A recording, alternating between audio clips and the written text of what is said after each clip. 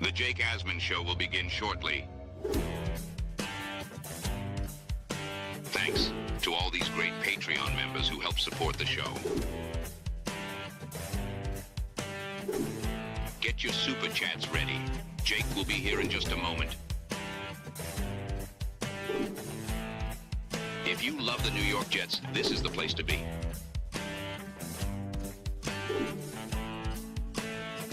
And now, the Jake Asman Show. The pressure is on Aaron Glenn. It is his team. And after what Aaron Rodgers said, that has never been more clear after yesterday. We'll talk about the latest with the Jets. The draft is just 6 days away. It's the Jake Asman Show. Let's hit it and get it started. Man, our Jets are primed to win another offseason, baby. We bleed Jets green each and every day. Will the playoff drought finally end? Kings of the offseason, baby. This is what we do. At least we have Garrett Wilson. We have Breece Hall. Please subscribe and hit the like button below. Super chats, baby. Cut the line. We have Sauce Gardner.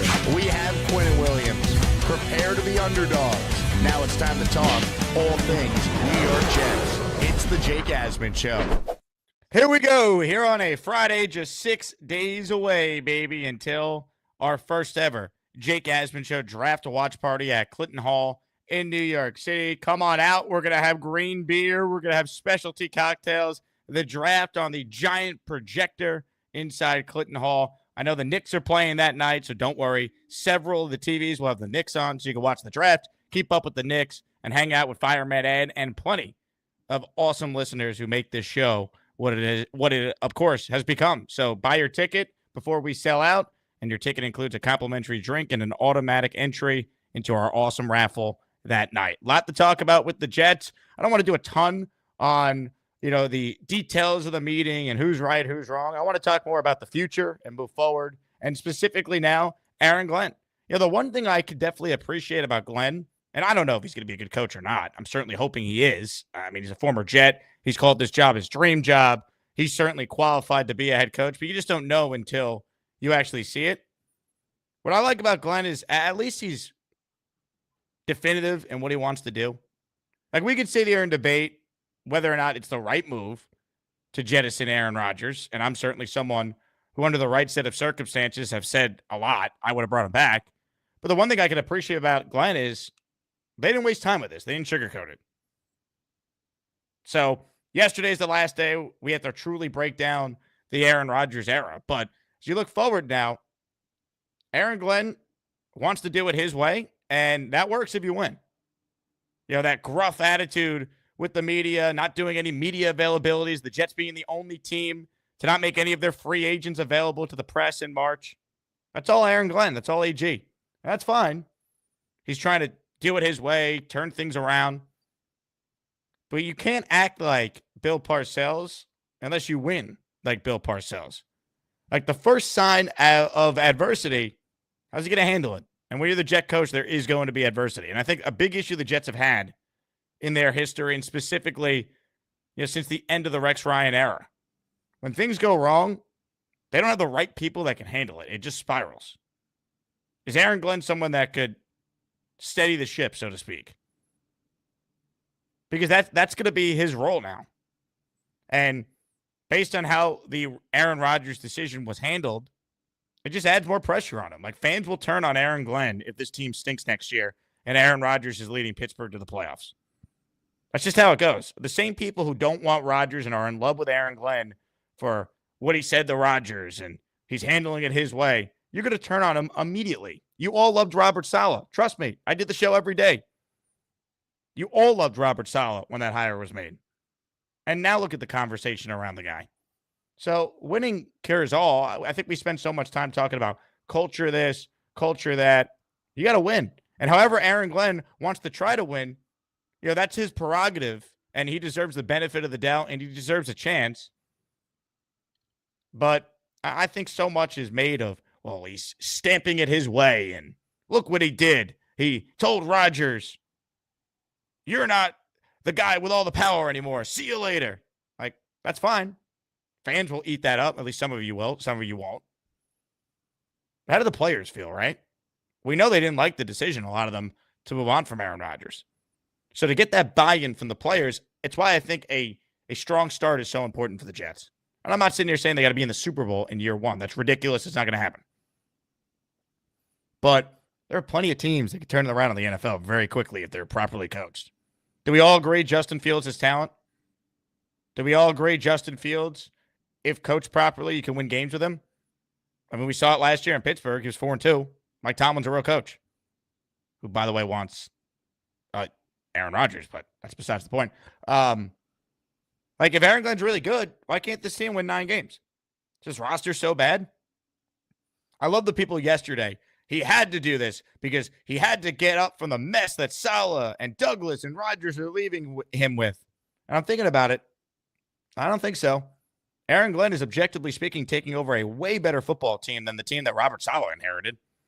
Right? Robert Saleh inherited a team that was coming off a 2-win season, that had a rookie at quarterback, a rookie play caller, didn't have nearly the Pro Bowl or All-Pro level talent that the Jets' current roster has. I mean, go look at the 2021 Jets. They didn't have Breece Hall yet, or Sauce Gardner, or Garrett Wilson.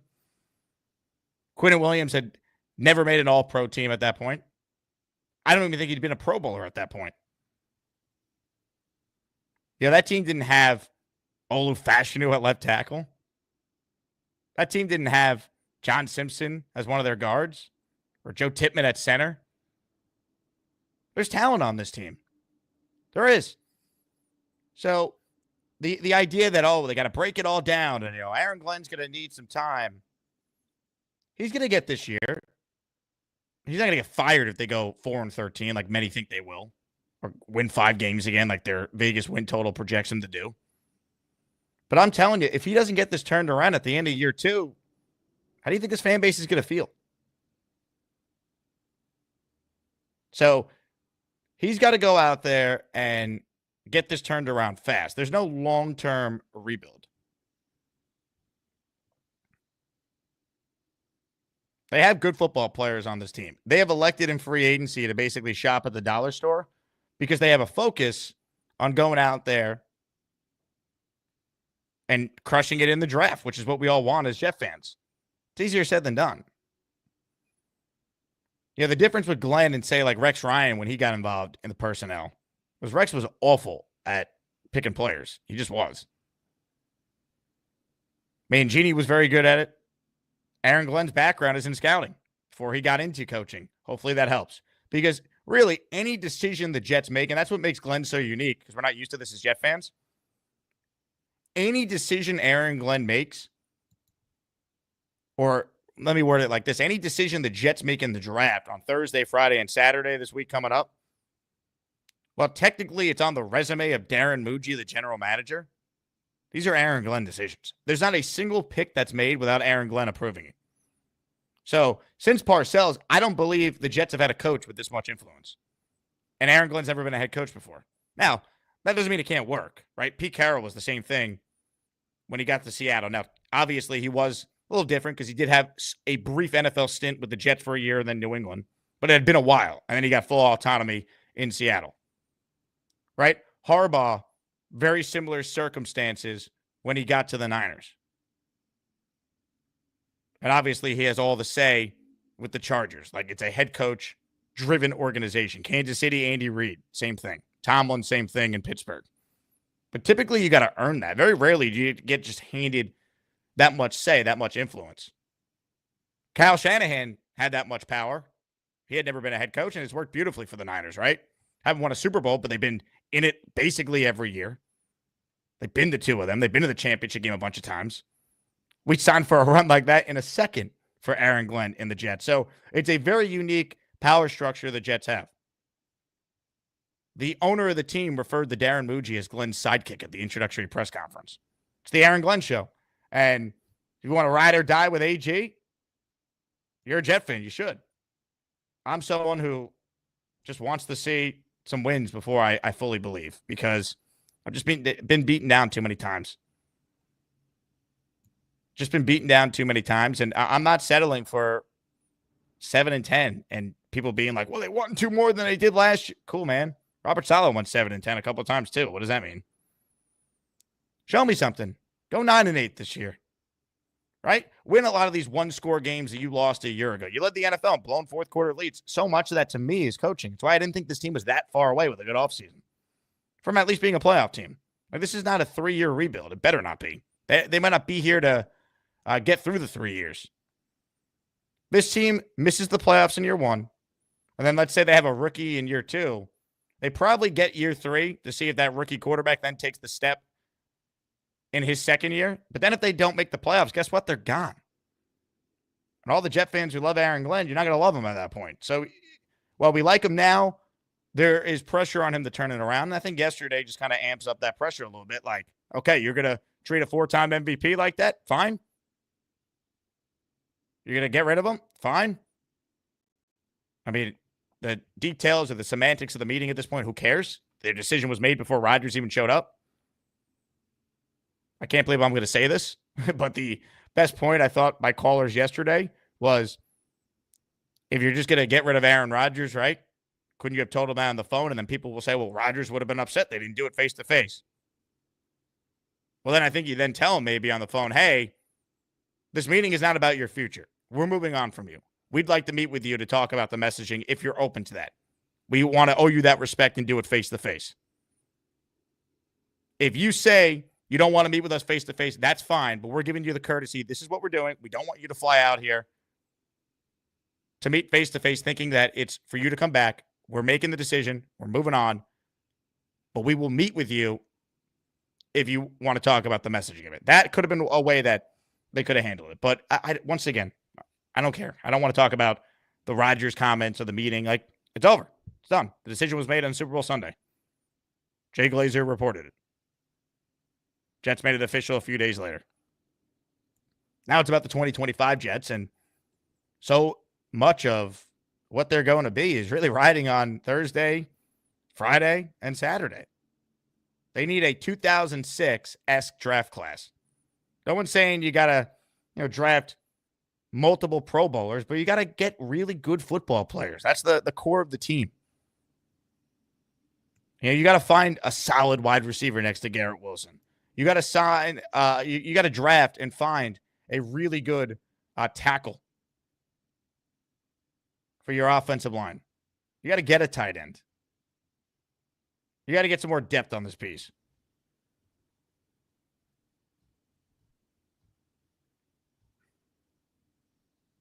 You got to win football games this year. Otherwise, I think people are going to tune out this tough, no nonsense, I'm Aaron Glenn, we're doing it my way. That's great when you're undefeated as the coach of the Jets. Games haven't been played yet. So I think there's such an onus for them to get off to a good start this year. 9-8 would show me a lot.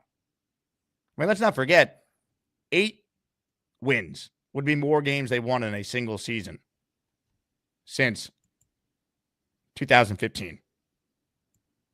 So I laugh when people say, Rodgers ruined the Jets. Were you aware of how bad this franchise was before he ever stepped foot at one Jets drive? It's all been bad. And it has to change, and hopefully Aaron Glenn's the guy that could change it.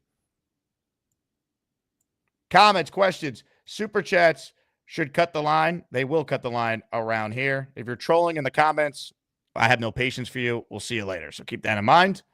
Also, want to remind everyone about this week's Asmaniac raffle. In honor of the NFL draft, we're going to allow $10 super chats that count for 2 raffle entries all weekend long because we got a bunch of super chats yesterday. Signed Darrelle Revis photo, signed Sauce Gardner jersey, signed Keyshawn Johnson helmet, signed Altoon helmet, and a signed Kenny O are some of the top prizes in this week's Asmaniac raffle. So gift away or super chat away if you want in on the conversation, or you want in on the raffle, I should say. If you want in on the conversation, click on the link to join the Gusbuster Umbrella Hotline. Before we get to your calls, let's pause to talk about today's sponsor, my friends at Mando. Here we go. Introducing Lumi for men, and we named him Mando. The whole body deodorant that's clinically proven to block odor all day and controls odor for 72 hours on pits, feet, privates, between your butt cheeks. So here's the odor controlling math. 12 hours after a shower with soap, the average armpit and nether region had an odor score of 8 and 5 out of 10. 12 hours after a shower with soap and applying Mando, those odor scores were 0. How do you like them apples?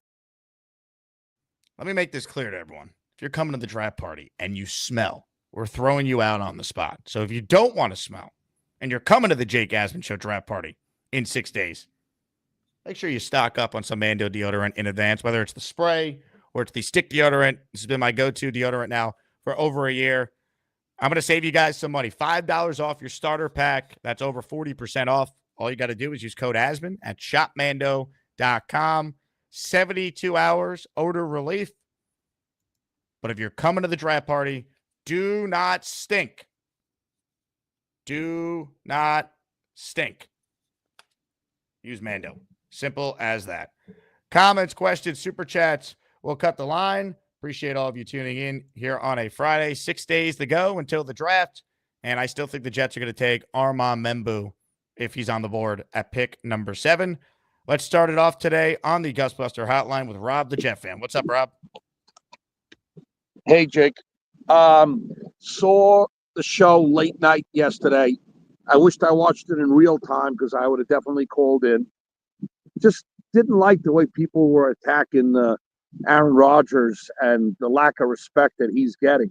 I mean, this man took a $35 million pay cut. We all know that, Jake. He was not in it at the end for the money, okay? And then he was willing to play this year possibly for $10 million a year. So the guy has done nothing but show respect to the organization.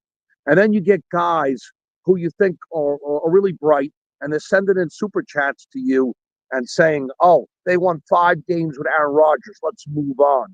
Like putting no context, putting no nuance to the story of the lack of kicking that our stupid GM never got a new kicker to replace Zerline.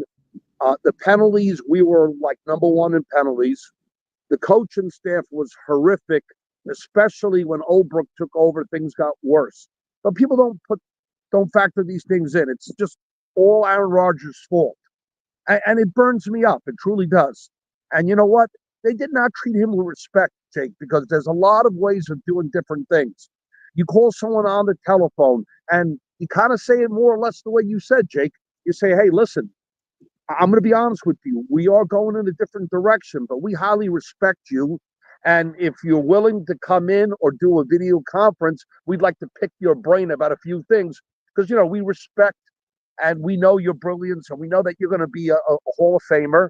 You know, why not give the guy a little bit of respect? Did you have to treat him that way? I think it's really unfair, and I'm really pissed off about it. I mean, Jake, Aaron Glenn better get off to a huge start because I'm telling you, if he starts off 1-5, 2-6, I'm telling you, this fan base is going to turn on him. They're going to turn on him. All these other guys who are on the fence are not going to be on the fence anymore, and you're going to see people go nuts on this fan base. I don't know. I'm just really upset about this, Jake. Really upset. They got to give him a little bit more respect.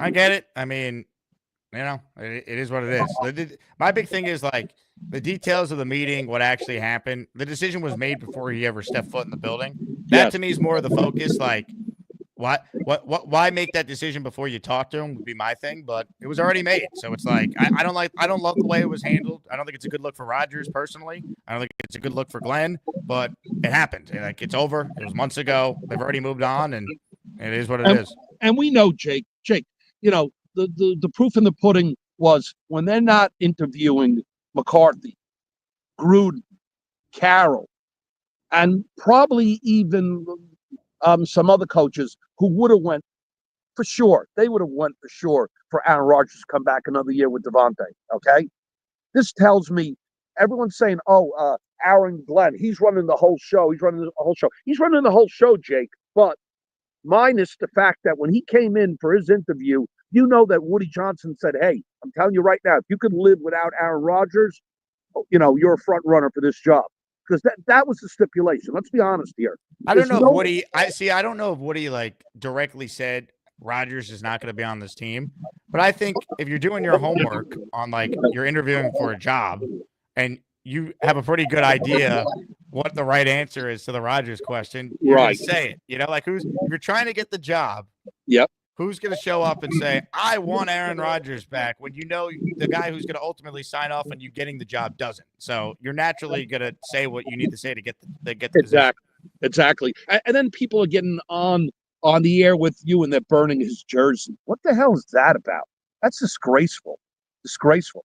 I think that's just Nate trolling. Oh, I tell you, I have his jersey and I'm still going to proudly wear his jersey because you know what?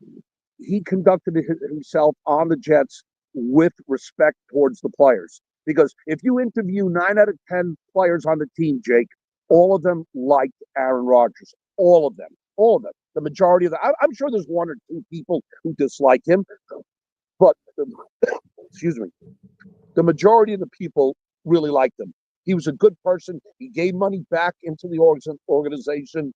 And I don't know. He's not getting the respect, and it's really bugging me. Well, hang in there, Rob. Hopefully it's a good draft on Thursday as we turn the page. Super chat from JR, first one on the day. Having some time to detox from AR and hearing him talk about the meeting on McAfee, part of me is glad we no longer have to deal with that. Great. If you're happy, awesome. I wonder what your tune will be if he comes back and beats the Jets on Monday Night Football in Week 1. There's more to the story. We got to see how it plays out. Hopefully Justin Fields is incredible, and he's the long-term guy. Henny says, if this team's so stacked, why are we projected to win 5? Because you got worse at quarterback, Henny, and you got worse at wide receiver too, and you don't have a right tackle right now or a tight end. And you downgraded that number 2 corner. No one's saying the team is stacked. Don't put words in my mouth. I'm saying this team has a lot more talent than the team that Robert Saleh took over and won 4 games. So me saying, hey, why can't Aaron Glenn go out there and win 8 or 9 games is not crazy talk. Like some of you calling in yesterday saying I'm being too hard on Glenn for trying to expect this team to actually not suck for a year. So don't put words in my mouth. I'm not saying this team is stacked. This team's got a lot of holes right now. I'm just telling you they have some really good players on it. Compare the team Saleh took over to this team. It's not even comparable. That was my point. But obviously, you won't listen. So I got something for you. See a Q-tip right here? You provided the Hennessy for me in the past. I'm going to provide the Q-tip for you. All right? Clean the ears out. You'll hear me better. I promise you. Dave Brigger writes in, Glenn has put the target on his back. I admire that. Let's see if he achieves. Look, I believe Aaron Glenn believes in achievement, Dave. And for that, I have some faith. J-Mo, dude plays 4 plays, went 5-12. I don't understand how any Jet fans have gotten this emotionally attached to the guy. I think it's pretty easy. He played 4 plays and then went 5-12. It's like we watched the games. Like, that's what happened. Saw a guy do everything in his power to come back from the injury. I mean, you see that on the Netflix doc.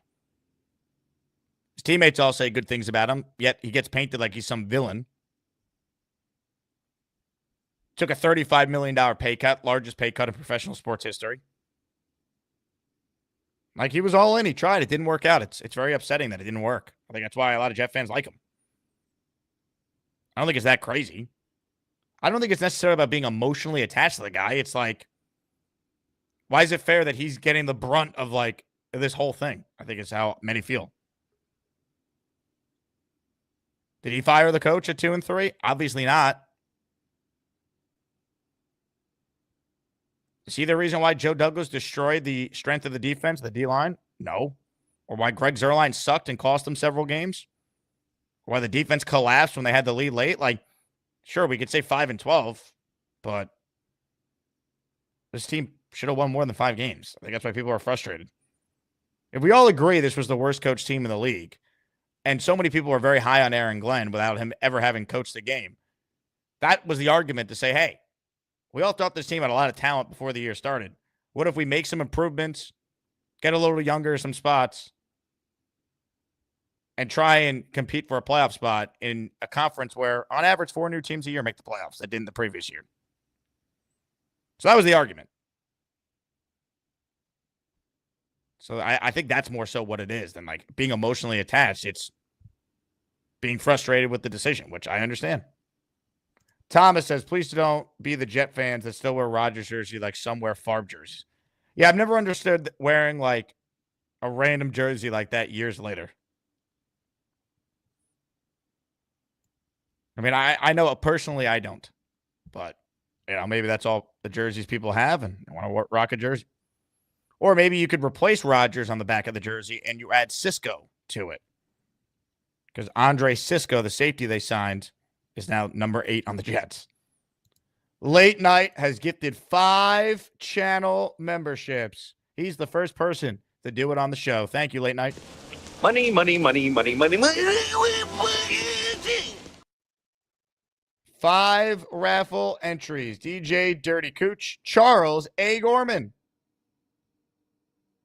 Eric Kelly, Rahul Patel, and Green Gang 365, all receiving channel memberships right there from Late Night.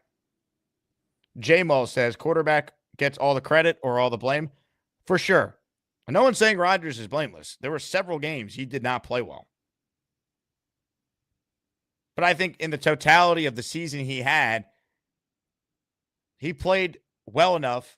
Whereas if you put him on the 2023 Jets, when they had Zerline, who couldn't miss, and that defense, and a way better running game with Brees, they win more than the 7 games they won in 2023. And, we were just looking for competent quarterback play. How many times did we all say that calling into the show? And we got it for a lot of the season last year. Not every game. But in enough games to go better than 5-12, and that's the frustration by many. Ladies and gentlemen, how about this? Frank P. with a 20 spot. Oh, my goodness. Grab the helmet. Now, give me money. Or I shoot him.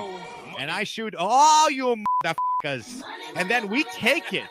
Your choice, bitches. Here we go. I got 20 names to read off, courtesy of Frank P. I'm strapped in. Here we go. I might bring the helmet to the draft party, by the way. It's got to fit someone. It definitely won't fit me.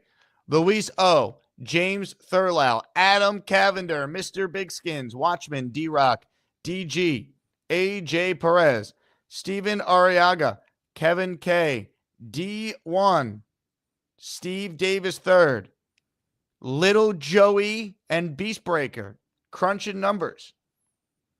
Allen has a yeast infection. Josh Frischman, Rafael Ramos, Ronnie D, Utah for life, Bobby Smelly, can't say that last word, Mad Strawberry Jam, Austin David Dow, all receiving channel memberships from Frank P. Dun, dun, dun. A 20 spot.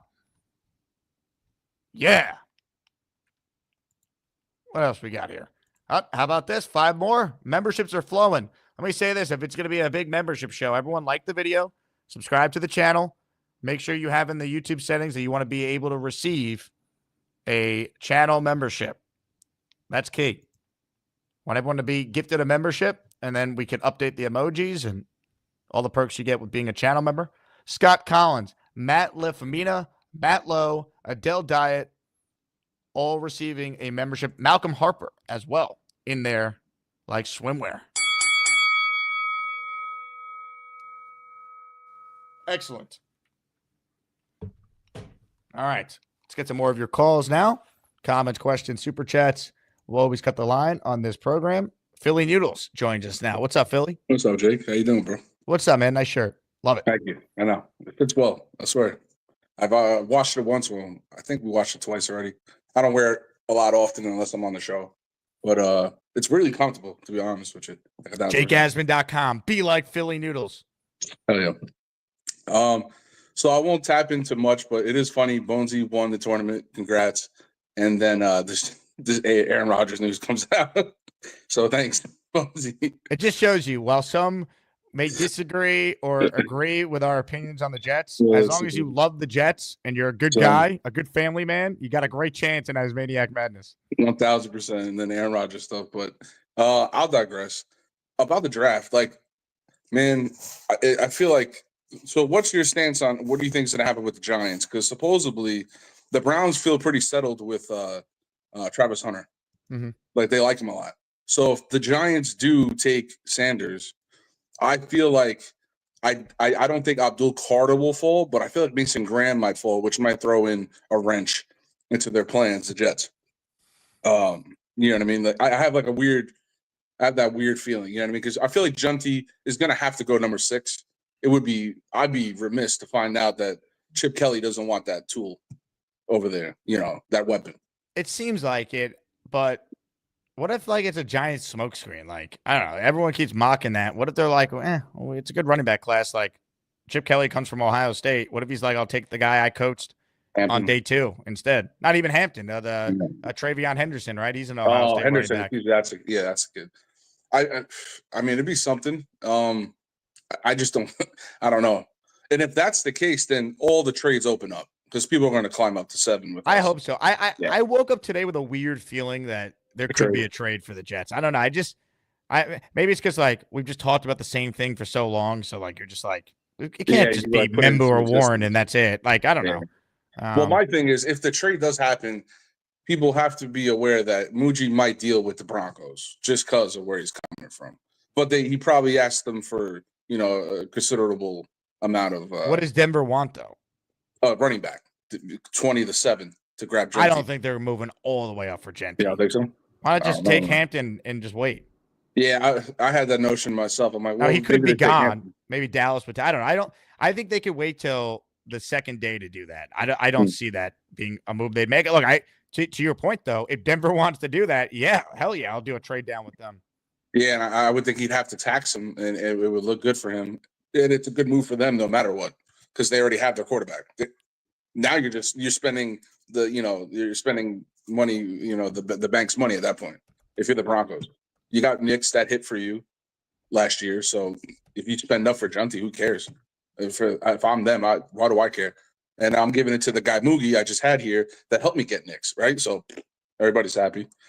Do we go to 20 and then what do we feel though? We're missing out on Warren probably. Give me a receiver. Maybe Golden. Maybe he lands there. That kid. Yeah, Tet might still be there too, which I think would be really good value.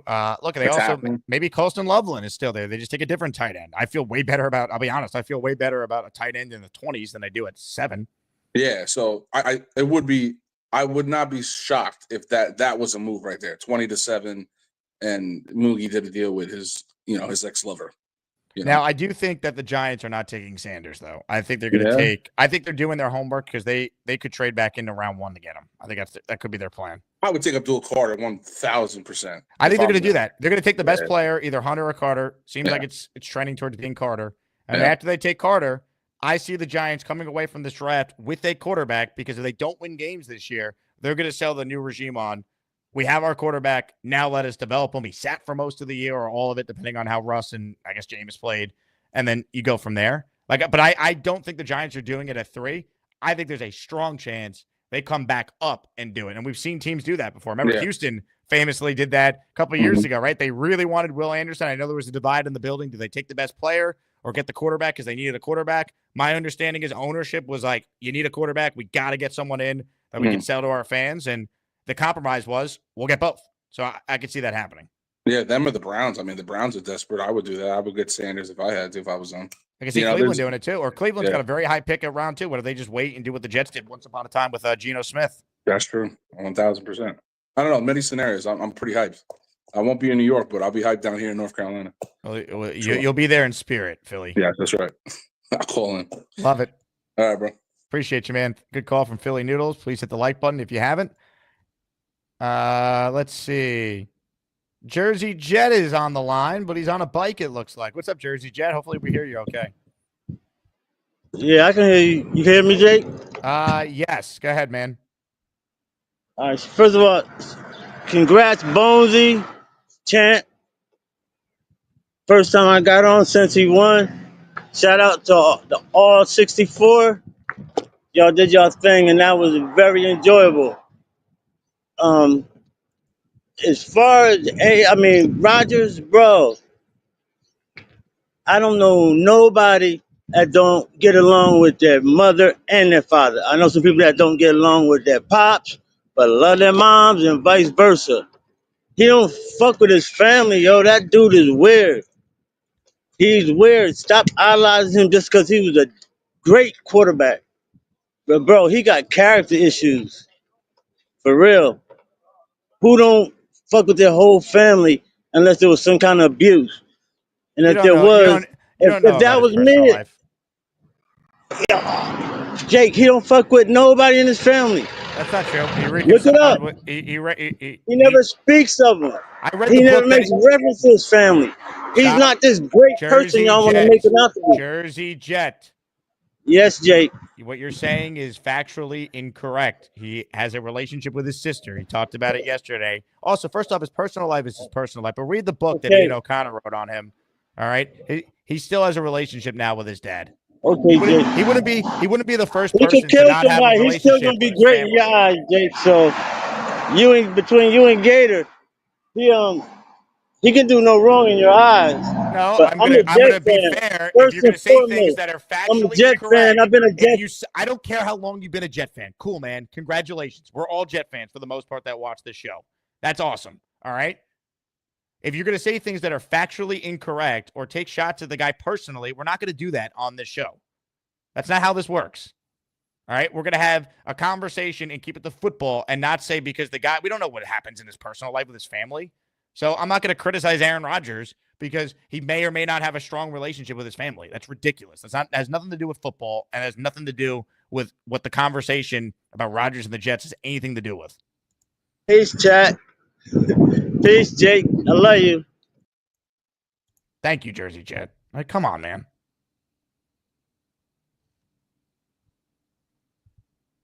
He wouldn't be and for what it's worth, he wouldn't be the first person to not have a relationship with members of his family. I'm sure there's people watching the show that have the exact same thing or something similar. They wanted to move on from Aaron Rodgers. There is very logical and sound reasons to do so.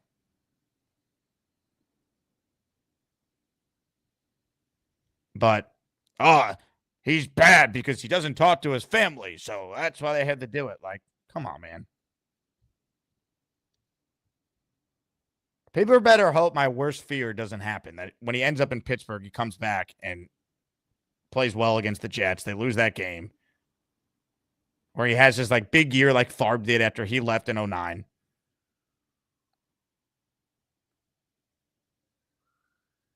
Or what happened with Pennington, where he leaves and comes back, wins the division, sticks it to us in the process. Geno beat the Jets and eliminated them from the playoffs in Seattle a few years ago. I watched Darnold. He really wasn't even that good in that game, but his team beat the Jets.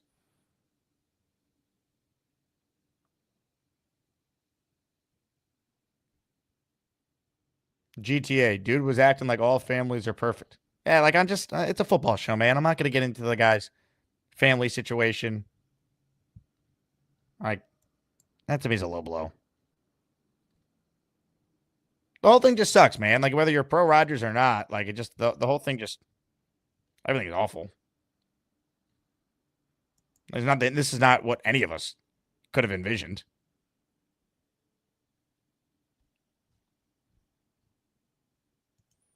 JR Jet in the raffle for 5 with this super chat. Thank you, JR. For context, Jake, I defended AR completely, wanted them back. It's just that rooting for the guy took effort. Yeah, I mean, I get that, but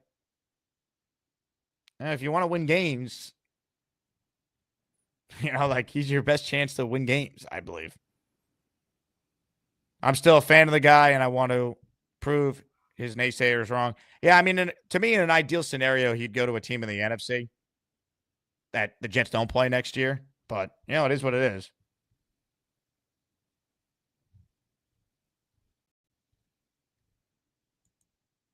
Yeah, I do think it's telling. Tomlin wants him. Tomlin had Fields.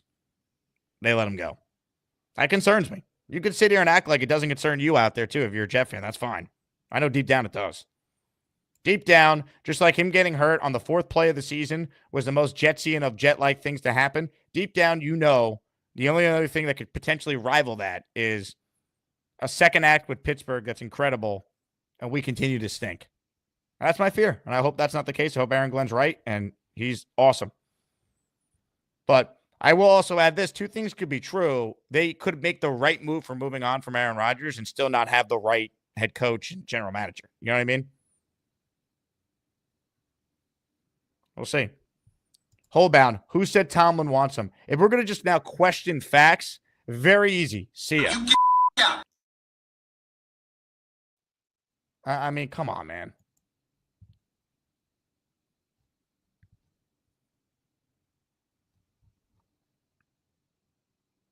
More of your calls. DYSL has figured out how to call in. Hello, DY. Hey, Jake. How's it going? A member of the 4%. Hello, DY. 4%. How's it going? First time caller, long time listener. Can you hear me okay? Yes. Did you figure it out with the link? You were able to sign in okay? You know, I look younger than I am. I'm a senior over here. I'm an 80s baby. So all this StreamYard is new to me. You came to the Texans game, right? I remember meeting you before the game at the tailgate. I came to the Texans game. I came to your watch party at that nice place that's owned by Justin Timberlake and T-squared, yep. Yeah. I love going places by myself because you guys are like just a family. I don't need to bring anybody else. And plus there's no other people that are Jets fans that I know. So I just kind of go and just get in where I fit in. But I want to come to the draft party, DY.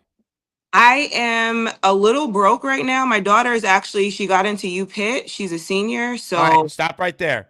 I'm comping your ticket. If you can make it, your ticket is on me for the draft party. Then I'm there. Because, you know, college is expensive. But it's funny, when we visited UPitt, about a month ago, maybe not even, Aaron was there. That was during his visit. So I was just like, oh my gosh, she's following me. Really? That's now, great. He's going to be there potentially for the next 4 years while my daughter's there. So I'm definitely going to be at some Jets games in Pittsburgh if he's there for sure. Even if he's not there, I'll be up there. So any Pittsburgh as maniacs, let me know who's out there and I will let you guys know when I'm in town. But I wanted to say just one more thing about Aaron. I know a lot of people are saying that, you know, we should have picked his brain and we should have found out more about like how he feels about the performance of some players. But I think, and I've been fired before, so, you know, shout out to everybody that's been fired. It kind of is like a little not a good feeling to have a conversation on the way out when you don't know you're on the way out and to get your brain picked. And then all of a sudden it's like, okay, well, great. Thanks for that feedback. By the way, get the hell out of here. So, but that's the thing though, right? And that's kind of my issue with it. I think you pick his brain, you talk to him before you come to the final decision you're moving on. I think it's silly to bring him in and just fire him. Like, I think, like, they should have at least went into the conversation where him, Aaron Glenn, Tanner Engstrand, Darren Muji, they get in a room and just have the conversation before you already made the predetermination you're moving on. And if after all that you decide you want to get rid of him, fine, there's a compelling argument to make. No, I don't think anyone who wanted Rodgers back is going to deny there's not a strong case to just move on from an aging quarterback who at best is probably giving you one more year. So I get it. I just think that aspect of how it was handled is more my issue than like whatever actually happened in this 15-minute meeting. I agree. And it is interesting now that all the talking heads have kind of weighed in to figure whether it was Woody and it was already predetermined or whether it was Glenn. And it, you know, it's like a pissing contest between two big egos. But whatever the case is, it's over. I'm more concerned, honestly, about like, when do you think we're going to solidify Sauce and Garrett's contract? Like, when is that happening? I think after the draft, probably. I think part of it is Glenn's an old school guy, wants to see him come in. How do they work? You know, get to know him a little bit. I could see something getting done before training camp. All right, that's good because I definitely want to lock those two down. And then the other thing I'm just thinking about is like, if we're going with Lazard, I'm not really happy about that at all. I'm also not 100% as confident as I was in Breece's running. I don't know. What do you think about his running style? Like, I feel like he falls down a lot sooner than he needs to. He might be just too low. Maybe he just needs to get more squats going. I don't know what it is, but like, he's not that powerful runner that I thought he was in like his first season when he kind of went off.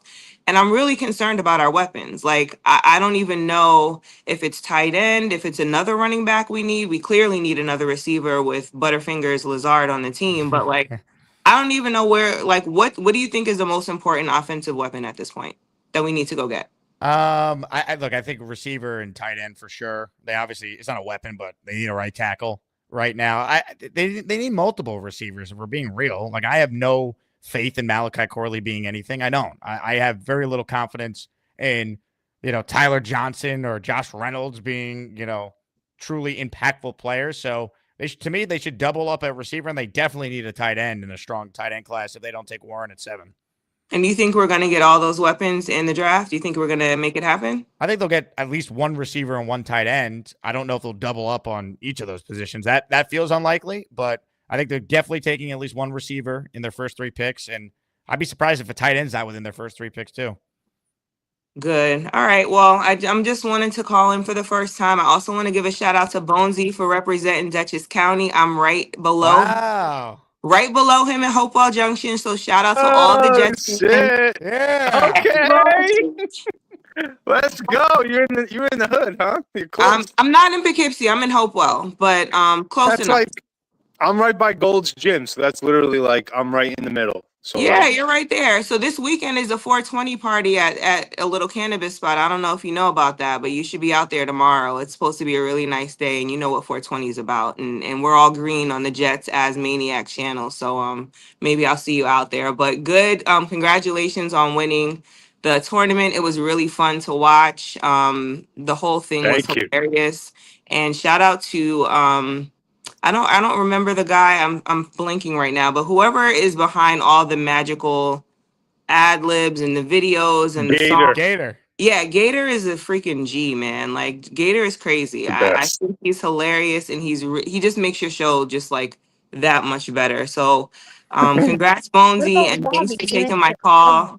And I'll see you guys in the next, maybe over the summer at one of our practices. You got to come to the draft party, DY. I'll tell you what. Yeah, I'm definitely going to be at the draft party. I'll be there next week. Shoot me an email. Let's go. When you get off this call. It's asmanjake@gmail. Just shoot me with your actual name. If you want to bring a guest as well, I'll get you an extra ticket. No, there's no Jets fans. I'm by myself. There's nobody. Well, you'll meet plenty of people at this, which will be great. Exactly. So DY, let's go. Email me your name so I can add you to the list. So when you get to the door and they check you in, you'll be on there ready to go.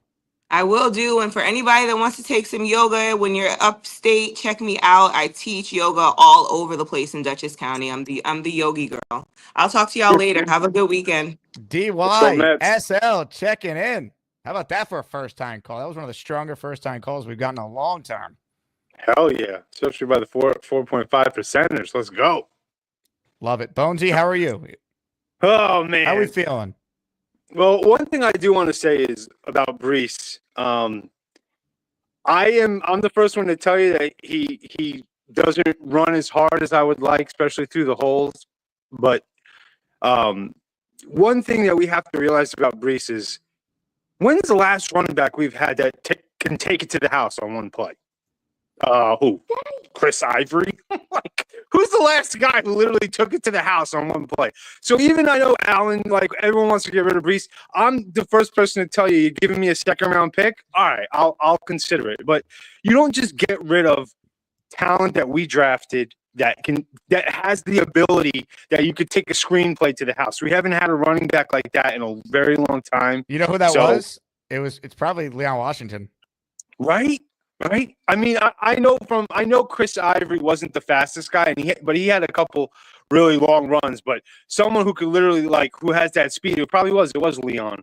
I was at the game where he scored 2 against Kansas City, but with Brett Favre, that was a fun year for the first half of it. But that's my Brees talk, and then to the Rodgers stuff. It's like, look, everyone wants to knock me for being a Rodgers supporter. I'm just a person that this man put his legacy on the line, came to our shit franchise. He took the biggest cut in NFL history in terms of money, right? He tried his hardest. He wanted to win. He gave us his all. Why do we have to hate? Why do we have to, just because he's not on the team no more, we got to be like, oh, he was the worst. He ruined us. It's like, no, I'm not here like, oh, man, let's bring him back. Fuck Glenn. Fuck Fields. Like, no. I'm a Jet fan. I'm praying that Aaron Glenn's balls is as big as his mouth. I'm hoping that he's as good as he's making me feel that he thinks he is. And I just don't understand why we have to hate on Rodgers. Aaron Rodgers is probably the best thrower of the football ever. He's going to be a top 5 Hall of Fame quarterback. He put his legacy on the line and came to our shit franchise, and he still couldn't save us. He got hurt. He had a lot of things happen. The coach got fired a couple games in. We had the worst coaching staff in history. We missed kicks last season. The defense blew games. We were good for at least 9 or 10 wins if we had a better kicker and a real defense that could close out games. So I'm not going to sit here and say that getting rid of Rodgers is the wrong move because we don't know what the right move is yet. But to just continue to just hate on the man, and it's just like, guys, he tried. He gave us his all. Why can't you just appreciate it for what it is? That's why people get mad at me about Joe Douglas. We've been so bad for so long, but at least he gave me some players that I could buy my kids some jerseys. He gave us some all pros. He gave us some guys. So I just appreciate that. Call my standards low, but at least like that was my whole defense with Joe Douglas. And people are saying he's the worst GM ever, blah, blah, blah. It's just like, I just appreciate him for what he did. And he gave us some, like this roster that we have right now, it's a different story from when Saleh and Joe Douglas took over. We were at the bottom barrel of the league. Saleh and everybody never wanted to say it. I think they said it once publicly out of frustration that, like, you know, I forget what Saleh's exact quote was, but it was something along the lines of, this is an expansion team caliber roster. And he had more than enough time, though, Bonesy. Like, obviously, when you get I agree. When you get 5 years and or 5 free agent periods and 5 drafts, like, you should have a lot of talent. I agree. It was time. I'm just saying I appreciate them for what they did. They actually got Rodgers to come here. They actually got Rodgers to give it his all and be all in for us. We are a terrible franchise. For the past 15 years or 16 years, it's been so ugly. So I just say, why do we have to sit here and act like, oh, Rodgers sucks? It's like, yo, he tried, man. I appreciate him trying. So when everybody wants to say, like, you know, I'm a Rodgers truther or whatever, it's just more like, guys, I just appreciate the little things sometimes. And what he tried, aren't my kids great? I mean, yeah, she's learning the jet chant. Little Bonesy. That's where I get defensive, is when, like, because I don't know. I guess I've always liked Rodgers as well. Like beforehand, I got him in fantasy every year. I don't love his all the stuff about his family life, like, you know, being close with the family. Yes, son, what? What do you want to say? Daddy, why are you talking to me? You said you want to talk. Ask your son if he likes little Joey, Beastbreaker's pet. Look at little Joe. Do you like that little guinea pig? Isn't he a little cutie? Maybe. Maybe. What about you? You like that little cutie right there? No. What about this little cutie right next to me? My man. Rex. Always next to me, my boy. That's my man. Rex Ryan. That's his middle name, you know. Rex Bring Ryan. Rex to the draft party. Yo, Rex has probably 5 or 6 jerseys. No bullshit. Because before kids, he was my kid, and we dude, no bullshit. I used to take Rex to Alden Shoes twice a week. He used to be a dog that used to sit there and greet people. Like, I used to literally put him on the train, my big ass on the train with a little girl dog sitting on my lap, and I could care less. It's like, yeah, call me a fruitcake, whatever you want, bro, but this is my man. Because listen, I'm an animal lover, and I didn't want a small dog. I wanted like a golden retriever or a lab like I had growing up. But my girl, in the middle of, we just beat the Colts in the playoffs. We were playing New England next. In between those weeks, my wife comes home with this dog, and she's like, "Oh, Daddy, I got a dog. You know, Bones, I got a dog." And I'm like, "Right now, you're giving me a dog right now in this middle point in my life?" I was like so upset, you know. But then we won, and I was like, "All right, he's mine." Yes, Lola. Kids are great. They're on spring break. Joe Lucky Bonesy's you. at Alden grinding. I'm home because my wife is working. Why are Is you Joe guys Bonesy screaming, coming man? to the party? Joe Bonesy? I'm not 100% sure. He's got to I'm be there. trying to get him to. Your trophy He's got arrives something today. to do. The best of the best trophy will be in the mail. I will receive it today. We got the presentation. He's got to be there. I know, man. It's gonna be like the Hall of Fame. He's got to be your presenter. Yeah, this speech is already. I'm probably just gonna freestyle it. I'm not going too crazy. Everybody's like, "Yo, Bonesy, I gotta hear this speech." It's gonna be like, "All right, well, I'm gonna do my best." I got you I guys. had a meeting yesterday with the people at Clinton Hall, like the AV sound system. There'll be speakers set up for announcements, and I'm like, we're doing a trophy present. I had to explain what Asmaniac Madness was, which was not easy. I'm like, this is guy, Mr. Bonesy. He's gonna say thank you to everyone for voting for him, for being the best caller on a Jet YouTube show. You know what the best part about your show is? Trying to explain it to someone who hasn't watched it. I was telling people like, "Yo, I'm in the finals for my my Jets YouTube show. I got this other family. We're all like neurotic, insane Jet fans, and I'm in the finals. I can use your vote." So I had like a lot of people watching who've never seen the show, and they were just like, "Yo, is this a Jet show?" I'm like, listen. We're in between free agency and the Jets draft. Like, I don't know what you want. Like, we're doing our best here to stay entertained and stay thinking about the Jets every day. So this is what we got to do it. Hell yeah, ladies and gentlemen, the champ. He'll be at the draft party. Give it up to Mr. Bonesy.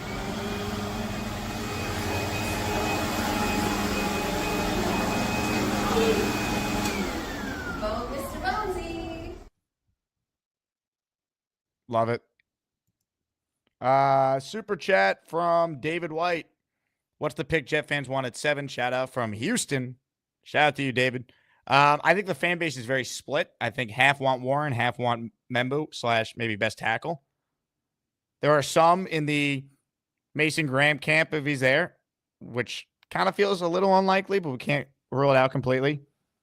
I think the universal answer, I'm not including it because you asked what's the pick, but I think the universal answer is trade back and take a player. But if you want just a player at 7 specifically, I think it's either Warren or Membu. I think more Jet fans do want Warren. If I had to you know what? Why don't we poll it?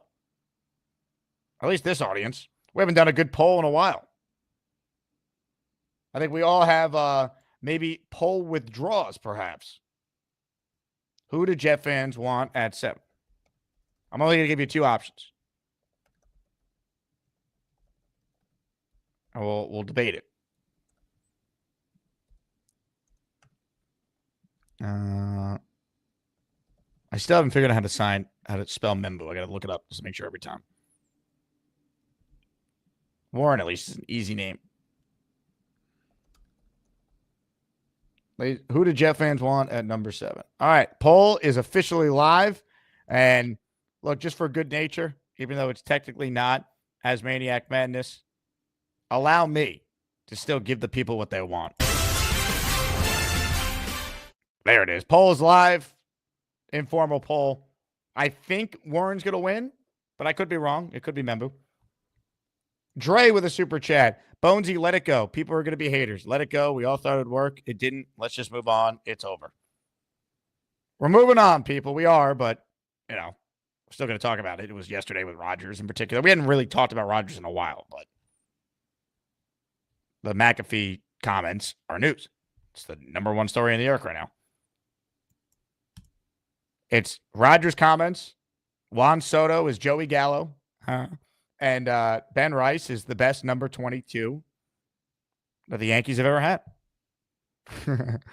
had. Johnny Bo Bonnie has gifted 5 channel memberships. We're the freaking New York Jets, so we're built for this shit. Ladies and gentlemen, the following 5 people are channel members. JC Winkler, Alan has gonorrhea, Brandon Sanzone, Vero Beach NY, and Gary Myron, all receiving channel memberships. Let's keep going with your calls. Appreciate all of you tuned in, supporting the show. Everyone be very quiet with this next call because he's sleeping.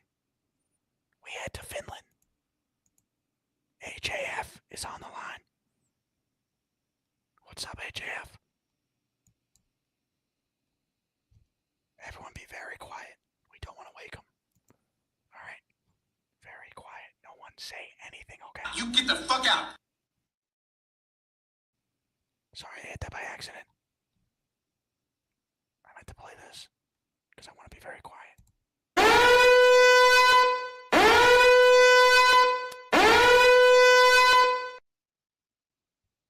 One more time.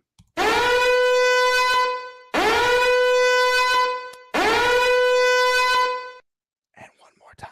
Again, if your ears hurt, I'm sorry. Blame AJF, not me. I'm trying to do a fun show.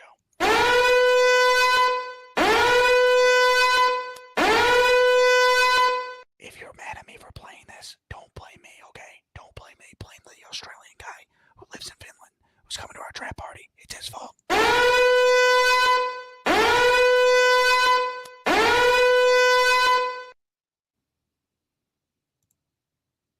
AJF, you there? Nope. Well, we'll check back in with him shortly. Let's continue the calls. Jets Johnny is on the line. Johnny, how are you? Jake, my brother, I'm good. How you doing today, man? I'm good, man. I'm hoping I could get a good night's sleep like Australian Jet fan is currently having. I know, man. I need whatever he's on, man. Whatever he's got, I need, because that's wild, bro. You played that shit like 3 times and he's passed out. That was too funny, man. Yo, shout out to DYSL, man. Like, Great coming call. in straight fire from the jump, man. She's awesome. That was great. And I think she was making a lot of good points.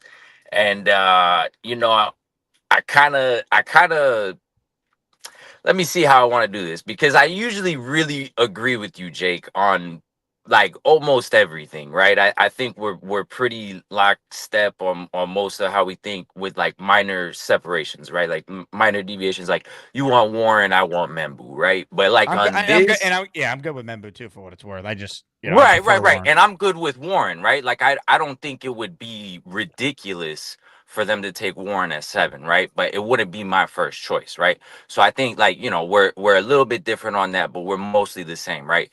But on this thing, I feel like, bro, like, we're way off, because just don't get jump. The only thing that I don't get is the jump people are making, right? Because I get the whole thing. It looks weird, but we also only have 1/3 of the story, right? We only have the disgruntled former employees part of the story. We don't have AG's part of the story, and we damn sure don't have the truth. So I don't get where people are taking this story and going at AG and saying he's a bad leader or he handled this completely wrong, because we don't know what actually happened. Because Rodgers said, oh, it was a 15-minute meeting and he walked out in the game. Bro, I doubt, I would put my life that didn't happen. You know what I mean? It was probably like closer to an hour meeting where he thought it was going to be 3 hours. You know what I'm saying? So I think it's somewhere in the middle, and he probably did feel disrespected, but it's also at the same time, bro, you're a millionaire flying across countries. He's making it seem like from Miami to LA, go out there and spend $5 stuff.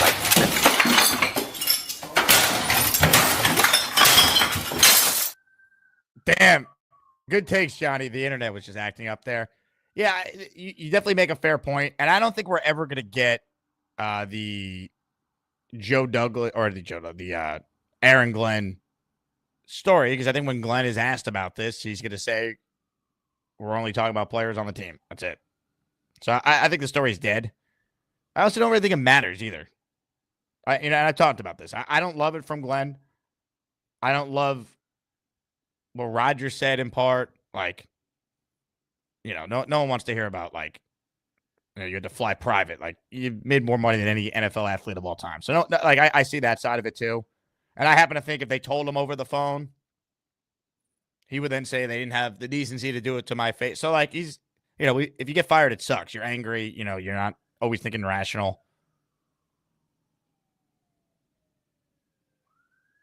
But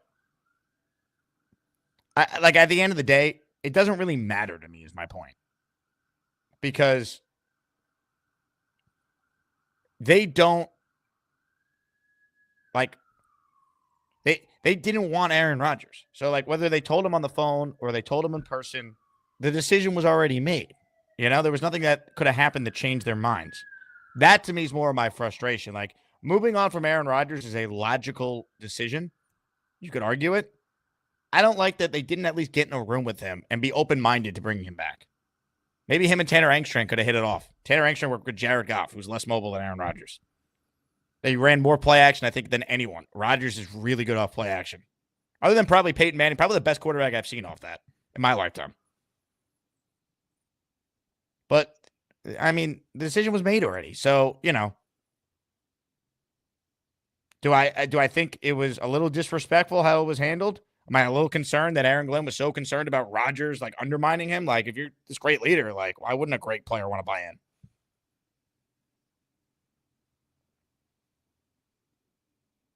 But a couple things could be true. It could be the right decision to move on from Aaron Rodgers while also understanding that this doesn't mean that Aaron Glenn's good at his job yet or Darren Muji knows what they're doing. They're unproven. They've never been hired for the roles they're now being paid millions to do and hopefully do well. So I think we got to separate that. It's you could like the decision, but also acknowledge that it doesn't mean that Glenn and Muji are good at their jobs yet. Hopefully they are, because I don't know how much more we can take. Thomas says, can I throw the call in? It is pinned, but I just put it in there again for you. More of your calls right now. Let's keep it going. Pork of the Morning joins us now. What's up, Pork? Pork? We can't hear you, Pork. Pork, try again. Call back. We'll bring you back on. Paul is next. Paul Faz. What's up, Paul? Hey, Ben, Jake. Can you hear me all right? Oh, I hear you, Paul. Cool. Hey, amen to the winner. Oh, my God, I'm brain farting on. But I love what he said. You can't blame Rodgers. At the end of the day, you look at what happened last year. It was an embarrassment, and I'm going to continue to blame our owner. He does it every time, and he's doing it again. You damn well know Rodgers is gone for one reason only, and it's ownership. And it was clear. Rodgers made it clear. The writing's on the wall. We could say, oh, this might not be true. That might not be true. No, reality is I can totally imagine the meeting going down that way because already just from what little bit I've seen of Aaron Glenn, I know one thing. He is definitely pompous. You could see it. He's cocky, he's arrogant, whatever you want to call it. I don't necessarily hate that, but it makes it all the more do you have to back that up. And I'm looking forward to seeing what he's get Bonesy. Sorry, Bonesy. I don't know why I brain farted on you, dude. But stuff just didn't work the last 2 years. There was a lot of good and a lot of bad and a lot of bad luck. And, you still look back, we were not eliminated from the playoffs by any stretch. And then ownership goes and fires our head coach. There's no way you're going to recover from that. It's not going to happen. And everyone knows Rodgers brought up stuff. He didn't feel it was a good move. That probably pissed off Johnson even more.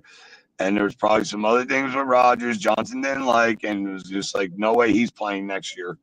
And we know it. And he meddles. And every owner meddles, some more than others. But you know what? When you have a team like the Jets that haven't done shit in so many years, and you keep putting dog shit out on the table, maybe you need to check yourself and say, you know what? That wasn't a good move, what I did last year. And it could have cost us a playoff game. Everybody knows Rodgers was severely hurt for a few games. It was obvious. And if you watch the hits, which I know you did, who's not going to get hurt from that? I don't care if you're 40 or 30. He had a couple plays where he took a pounding. And yes, we do have to move on from it. But I definitely agree with Bonesy. I have no animosity toward Rodgers. I'm actually very disappointed because I really have a feeling that this year he is going to be healthier than he's than he's been since he played for us. I wanted to see him in action, but that's not going to happen. And then my second question to you is, how far are you from Comiac? Comiac? Yeah. Is that how you pronounce it? Comac or Comiac? Do you mean Comac? Yeah, Comac, Long Is Island. it Comac? Yeah. How far? From like where I grew up or from where I am now? Well, both. Well, now you're in the city, right?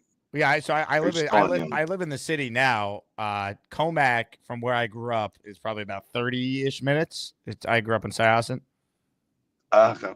Yeah, I was there yesterday, so that's why I was asking. That I'm into BMX bikes, and I bought one from a bike shop out there. I forget the name of the place, but did Comiac treat you well? Yeah. It was, it's hard to pronounce some of them, especially look at Saya. Yeah, right. Syosset. Yeah. Forget that one. Yep. Yeah, that's a tough one too. The hell you guys name that shit out there for? You like to mess with people, huh? It's all Native American names, basically. Yeah, no, I know it is. Massapequa. I mean, that's it. Yeah, no, I know it is. I'm just teasing. I've worked there a lot, but I still can't pronounce them for shit. But Paul, you coming to the draft party? The people are asking. They're like, we need Steve-O there. You know what? I'm going to try my best. Like I was telling you, I'm actually off next week, but I have my golf outing Friday, Saturday, Sunday. Ooh. And then Sunday I'm doing it. It's gorgeous. You got to go to this place. It's called Shawnee on the Delaware. Because we're going in the off season, so you get 2 rounds of golf, 2 breakfasts, 2 dinners, and 2-night hotel, and it's like $600. We go like 20 deep. American Bald Eagle. It's right on the Delaware. You're actually hitting over the water on some holes. It's gorgeous. Jackie Gleason is his favorite place. He's all over there, all pictures. So I get out Sunday morning, and then Sunday morning I'm going right to the BMX show that happens to be that weekend. But it's my birthday week, so I get away with a lot. But I may sneak in for the first round. I'm trying because I am off, so I may just roll into the city, meet up with you guys for a couple beers, and take off before I pack. So hopefully I can make it. I'm 70-30. All right. Well, I'll tell you what, Paul. You let us know, all right? If you go, I think my ticket sales are going to skyrocket. So it's a big decision. Steve-O out. I'll make sure I wear the glasses. Look more like Steve-O with the glasses on, I think. Ladies and gentlemen, the pride of Comiac, Long Island, Paul Fass. Great call, Paul. Appreciate you as always, man. Beast Breaker. Wow, a super sticker. Spending the big bucks, Beast. Appreciate you, man. Business is booming at Beast Enterprises. Hennessy says, did somebody say Konak? Anything is possible, baby. Oh, it's been a stressful week. This is that big fella brand, baby. This was supposed to be open, and the Jets won the AFC East this year. Remember when we had hopes as a fan base? I miss those times, man. Anyway. You know what? I want to pay homage to Beast. That was a very nice gesture by him. But first, I want to just check in on Australian Jet fan. AJF, are you there? Hey, AJF, I'm going to haunt your nightmares. You ready for this? I'm going to give you something that you don't want to see. All right? I'm going to give you the boogeyman. Ladies and gentlemen, sports fans of all ages, welcome to the event of the year, the moment you've all been waiting for. This is the Asmaniac Rumble. Oh, look, it's me. Australian Jets fan. I will say this is probably your best call you ever had. I mean, like, just quick and to the point. This guy is he's sleeping right now. He's dreaming about coming to the Jets draft party, getting to meet all the Jets fans, being in America for the first time. This is awesome. He can't ramble on and on about nothingness. the Australian Jets fan, aka the Energizer Bunny, the Energizer Kangaroo. Jake, I have a couple questions for you when you get a chance. Jake, pull yourself up. Oh wait, we got movement. We got life. Oh no, never mind. Oh wait, he's digging his nose. Australian Jets fan, you there? Wakey, wakey, eggs and bakey. All right. Jake, I got some questions for you whenever you pull yourself on the screen. Jacob? Jacob? Where are you, Jake? Mr. Asman? I will say this is one of the more awkward calls I've ever had. Somebody said Australian Jets fan is dreaming about me. I believe that. Well, look at this guy. Hey, Sonny, what's up with it? What's up with this? What's up with that? With what? With what? The whole Santa Claus goatee. What, working on that new Santa look? You think of Santa Claus when you see my beard? Yeah. Why? Well, let's see. Well, you definitely have the Santa Claus look, except you got to work on the ho ho ho ho ho ho. You look more like Santa. You look more like Santa Claus than me. You look like if Santa Claus and a naked mole rat had a kid. What was that? Nothing. Nothing. I didn't say anything. Okay. All right. I'll let you slide. I'm gonna let you slide. Thank you. But next pitch, if I see a curveball from you, you know where it's gonna go. Swing and a miss. Swing and a miss. Let me ask you a question. Mr. Beast. Let me ask you a question. When you wake up, what do you typically do? How do you typically start your mornings? Prices Right bingo, baby. I play Prices Right bingo on my telephone. As a matter of fact, on this one, I have Prices Right bingo that keeps me going. I got Monopoly app on here that keeps me going, and I got my eBay department, which I already ordered 2 brand new albums that are not hard to find, and they're coming in very, very soon. Would you say you're a very active man? Are you like out and about, or are you a homebody? Do you like to stay home and enjoy? I'm a very skeptic man. I pick my shots. I'm not very picky. Being picky is being greedy for money. That greediness does not pay the bills. Just remember that.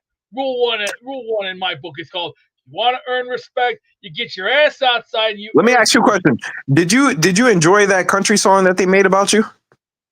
I don't like country music. I'm not a cowboy. I'm a rock.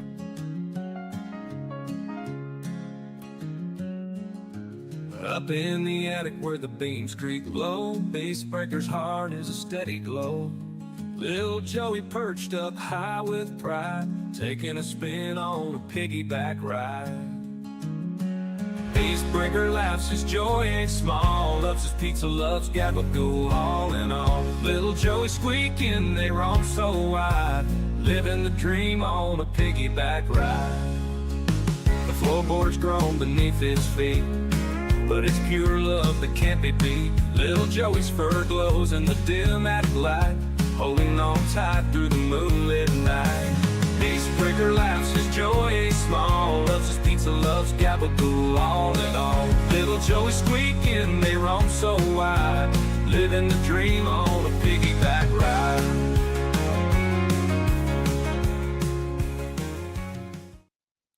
Yeah, baby. What a song. Shout out to Daz. Everyone thinks it's Gator. It's Daz Acoustic, who is the one sending in the Beast Breaker songs. JJ, how are you? You're live from Comiac as well? Yeah, it was ironic that the last guy was talking about Comiac because that's actually where I am. Australian Jets fan, great call. I was gonna say as usual, but not as usual. But first time he had a good, productive call. Did you know I was going to you when I said I was going to give him the boogeyman? I had no clue when I saw myself on the screen. I was like, "Oh shoot, that's me." I'm not a boogeyman. What was I going to talk about? Oh, Mr. Bonesy, congratulations on winning. I haven't called in since he won. Not on purpose. I just been missing the show, but congrats, Mr. Bonesy. I think you deserved it. You are a great caller, and keep it going. But just stop with the freaking stuff you were doing today. That was ridiculous. Jake, let me ask you a question, right? Yes. In your honest opinion, do you think Aaron Rodgers seemed a little sensitive and butthurt when he called into the McAfee show?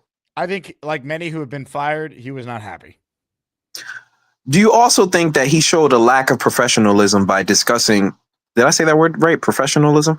By discussing the what happened during that meeting? Yes. Okay.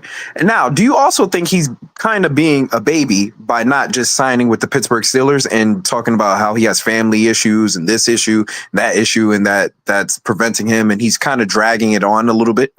Yeah, I think he's dragging it on a little bit. I also don't know what his family issues are, so I'd be, I don't want something to come out and be like, oh, like that's why, and without knowing. I think if I'm the Steelers, I would say your deadline's the draft. Like, you gotta let us know.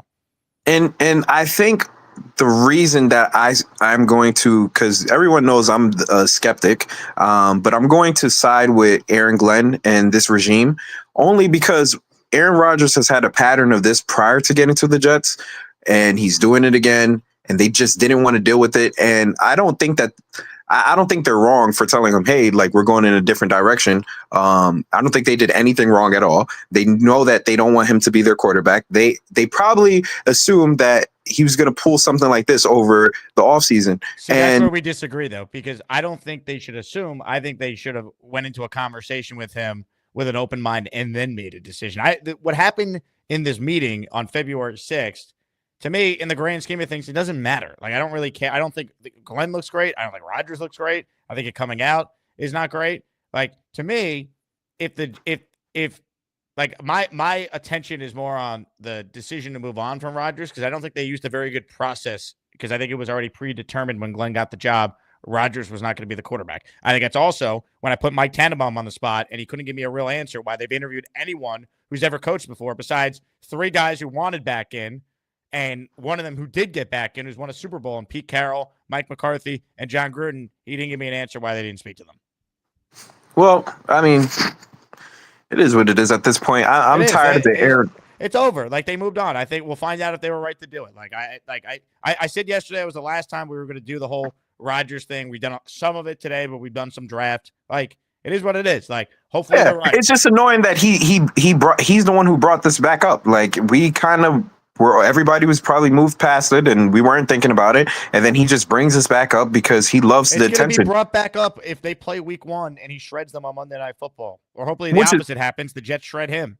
Which is fine, but like at the end of the day, like, he just wants to be on the headlines. Like, there was no necessary reason for him to bring this up now. To be honest with you, he probably should have waited until he signed with another team to tell what happened with the Jets. Why would you do that prior to signing with your next team? Because it just makes you look bad. Like, if I'm Mike Tomlin, I would be like, hey, I want no parts of this. I really want no parts of this, because guess what? How those conversations are going to go with Mike Tomlin. Mike Tomlin isn't the nicest person in the world, and he probably is going to address Aaron Rodgers in the same tone of, yeah, I don't want you, over undermining me and stuff like that. But anyways, moving on, it's so tough to decide like what's going to happen with this draft.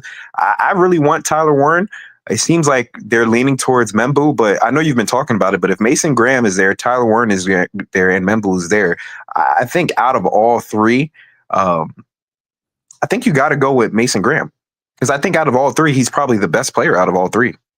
I mean, if they have him as the best player on their board of all 3, I wouldn't be shocked. I personally would. I personally would prefer an offensive player, but I wouldn't be like, how could they do it? Like, I get it. I'm not, honestly, if they come away with like several of these players we've discussed, you're not going to see me criticize them on night 1. I will criticize them if we get past day 2 and there's not a receiver or a tight end that's added pretty early. Like, I think they need both, honestly. Yeah, I think just because the tight end class is so deep that, I mean, I would want Tyler Warren. That's my guy. That, if y'all want to know who JJ wants, not that it matters, but I want Tyler Warren. But hey, I mean, Aaron Glenn just gave me his response to who you want. You get the fuck out. Hey man, Detroit, they did a good thing drafting their tight end, so we can get ours. But it's gonna be exciting. I wasn't looking forward to the draft, but now I kind of am. I definitely am going to attend the draft party, so hopefully it's a good time. I'm Your looking ticket's forward. purchased already by Indy Jets. He got you a ticket. You know that, right? Yeah. No, I know. I'm excited. I'm gonna be sitting at the table with him. I heard Big Fella isn't coming anymore, which is What? disappointing. That's not true. That's what Big Fella said he wasn't. That's what Indy Jets said. No, Big Fella is coming. Oh, okay. Well, then never mind. So, yeah, I'm excited to meet the big fella. I'm super excited to meet June, the GM. That's going to be exciting. I'm not looking forward to seeing Australian Jets fan. Are you sure he's going to be there? What if he just never wakes up from his slumber? I mean, at this rate, look at him. Look at him. You know what's interesting about this guy? He's like a 19-year-old kid. Like, shouldn't he be out doing something? And he has a pink lamp. That's kind of strange. Here, I'm gonna try to wake him up. Yeah.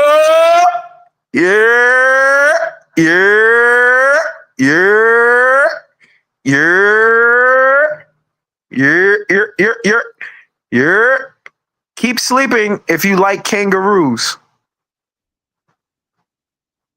Okay, looks like he likes kangaroos.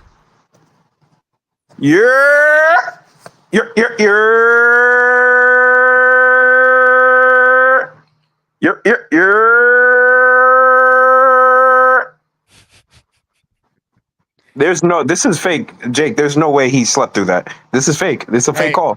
Hold on 1 second. Let me go. I got a guy for this. I'm going to go to the bullpen. All right. I think I know what we need to do to, potentially get this done. And, I said the bullpen. What I meant to say is we're headed to the lair. Right now, we're getting some gabagool. If you really want some gabagool, you got to come get the gabagool. Catch you later. Australian Jets fan, are you there? Hello, are you there? Hey, he's got headphones in. Think about that. Beast. So he's getting that full throttle in his ear. Beastbreaker, what's your favorite song? Let's sing him a song and maybe that'll wake him up. What's your favorite song? Oh man, I've got hundreds of them right now, and I'm a little sore still because I just Come on, give me like some Journey. Don't Stop Believing or whatever. I'm like, y'all gonna make me lose my mind. My mind up in here, make me up in here. Y'all gonna make me act a fool up in here. Y'all gonna make me lose my cool. Up in here. He's out. All right. He's out, man. He's gone. He's with the Eagles. Come on, give me something else, Beast. Give me something else. Give me another song.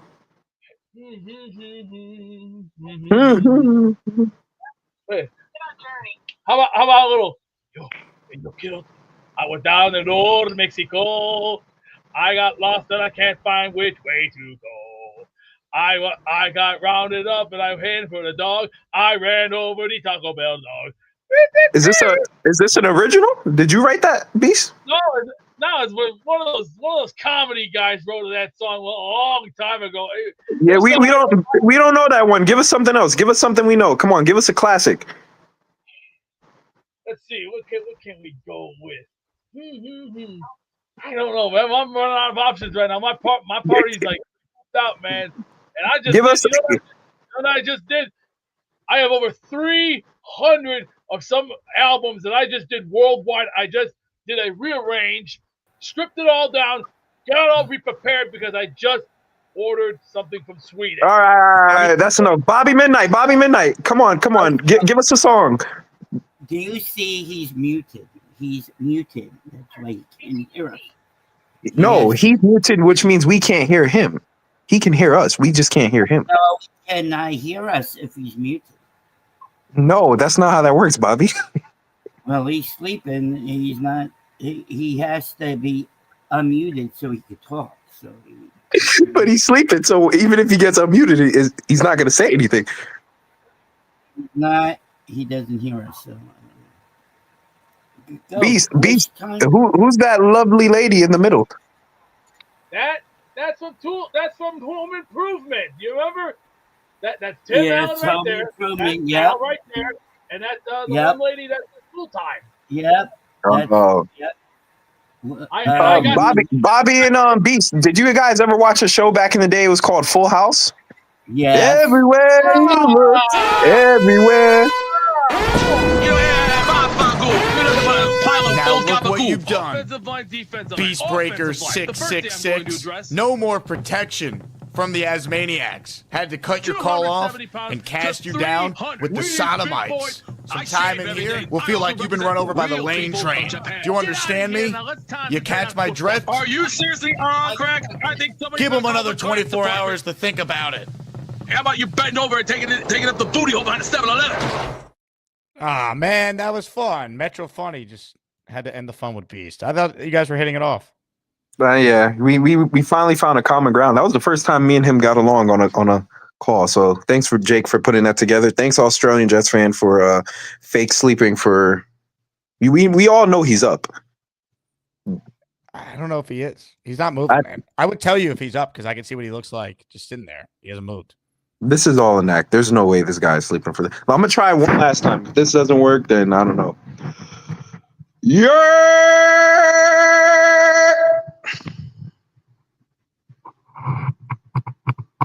Oh, you know what it is? I think he has headphones in.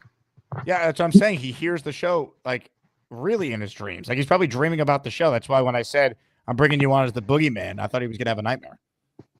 Yeah, I don't. Hold on a second. Bo C has just paid the bounty. Ladies and gentlemen, he's back. Right now, we're getting some gabagool. If you really want some gabagool, you gotta come get the gabagool. Catch you later. Australian Jets fan, do you hear me? He's dead. Just let him sleep. Let him sleep. And I'm on the phone talking to my sister right now. So can you see the sign for call back later?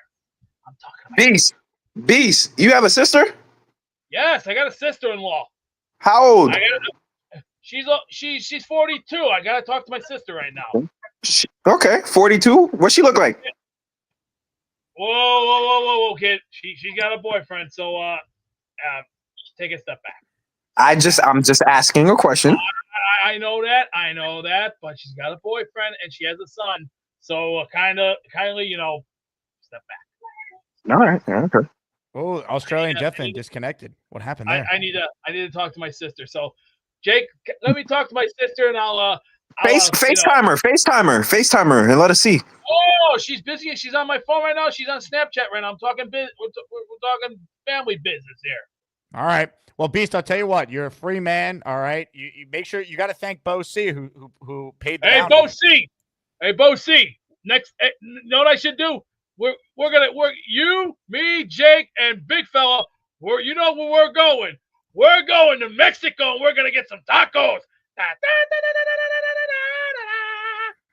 Ole, muchacho! Now, arriba, amigos. It's time for me to go, as they all say. Soro. Beast Breaker 666. He's the man who would kick your ass, and then he's gabagoo. Tremendous. Now, let me say this, JJ. I got a little surprise for you. So you said, obviously, that big fella wasn't going to the party. That's not true. And I want you to know, not only is he going to the party, but I'm pleased to announce that I have purchased this bed for big fella to lie in the entire night. All right. It is a wrestling ring bed.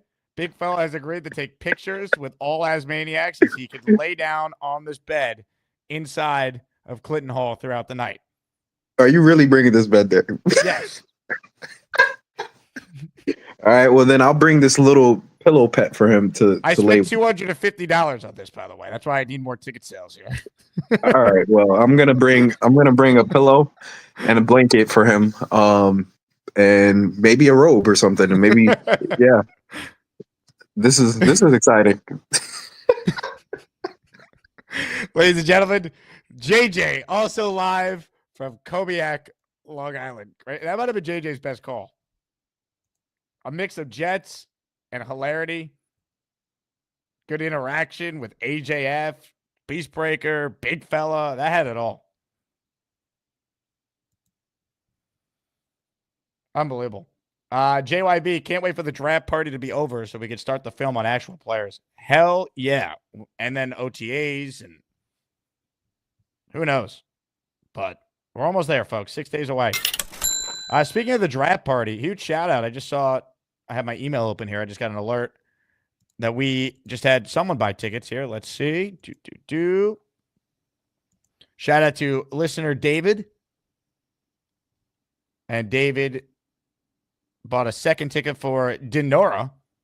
They will both be at the draft party. Just purchased their tickets moments ago. Awesome.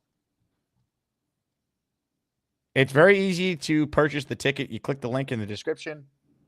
It's going to ask you for your name and your email on the right-hand side. The reason for that is for the raffle. So you're automatically entered so you have a chance to win all the prizes. I said it at the top, but I will tell you guys that we're going to have 3 jet-themed beers that are available. The beers are called Jet Fuel. There'll be a beer menu with green jet beer on it. 3 different types of beer. You choose the one you like. Remember, you get a complimentary beer, wine, or seltzer with your ticket. And right now, I'm going to ask for some feedback for some Asmaniacs. I have to submit 2 themed cocktail names for the draft party. For example, the MetLife Margarita is something we did at T-Squared Social last year. So I'll lift the curtain a little bit. I thought it'd be cool in honor of Mr. Bonesy being our champion of Asmaniac Madness to have a drink named after him on the specialty cocktail menu at the party. Bonesy only drinks beer. So he's like, if you name the drink after me, everyone's going to be buying me this, like, the Mr. Bonesy old fashioned. And he's like, I don't drink liquor. So I was like, okay. Well, now I need to come up with 2 names. I'm thinking about one of the drinks should be like the Asmaniac Madness, right? But it could be jet related or it could just be funny related. Richard says, will you live stream the party for those on the West Coast? I will live stream part of the party when I am actually live after the Jets make their pick. I'm not. So I was going back and forth on this. Last year, I was live for every second of the draft. I'm not doing that for night one because I want to enjoy the party and be able to interact and make it special for the people who took time on a Thursday night to come to New York and be there. But I want to still obviously be live. So I will be live during the day. During the actual draft, after the Jets pick, I will go live. We'll do a show for a little bit. And then I will likely do a recap show at the end of the night and be up late. And then I will be live for all of day 2 and day 3. So you're still going to get content on night 1, a lot of it. It's just not going to be for the entire first round. The business model changed a little bit because last year we were at Circa. This year we're doing a full-on party. Omari says, I'm a fan of AG, but he's got to remember players take notes on things like this. The media can say one thing, but AR is respected by players on the team. I agree. And I think ultimately Aaron Glenn's job is to get out to a good start and win these guys over, make them believe. And if he wins, it's not going to matter. Mangini was strict and did things his way. He won his first year.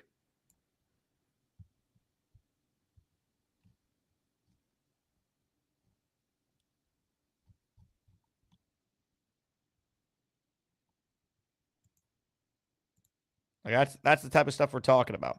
All right, we're almost at 2 hours here. So home stretch of the show. We will try to get to as many as we can. Pork in the morning. Can we hear you this time, Pork? Did you hear me now, dog? There we go. Go ahead, Pork. All right, how you doing? I'm going to the Grizzlies playoff game play-in game, not a playoff game at 8:30 tonight here in Memphis. Pretty excited about it. How much do they charge for a ticket to that? Is basketball big in Memphis? Do they care? Oh yeah, they love the Grizzlies. I mean, that's their biggest thing here. But I was able to score a ticket in the cheap seats for about $15. Nice. That's crazy for a playoff game. Cheap seats, to give you some perspective, cheap seats at the Garden for the Knicks on Saturday for their first playoff game against the Pistons, aka tomorrow. You're paying probably $300-something just to get in. Yeah, that's crazy. I mean, yeah, it's $15. I mean, it's right on Beale Street too. So after the game, I'll probably hang out there for a little bit and then go home. The thing about Aaron Rodgers, I mean, I wouldn't have got rid of him. I mean, personally, as a coach, I mean, probably would have found a way to figure it out to coexist with him. And then if I couldn't, it would have been a bad time. And maybe that's what Glenn was thinking, because as a coach, you should be able to coach anybody. That's what that's my philosophy on it. And if you can't, that's when you get rid of them. And maybe that's how he felt with Rodgers. And from Rodgers' standpoint, yeah, I'd be pissed off too.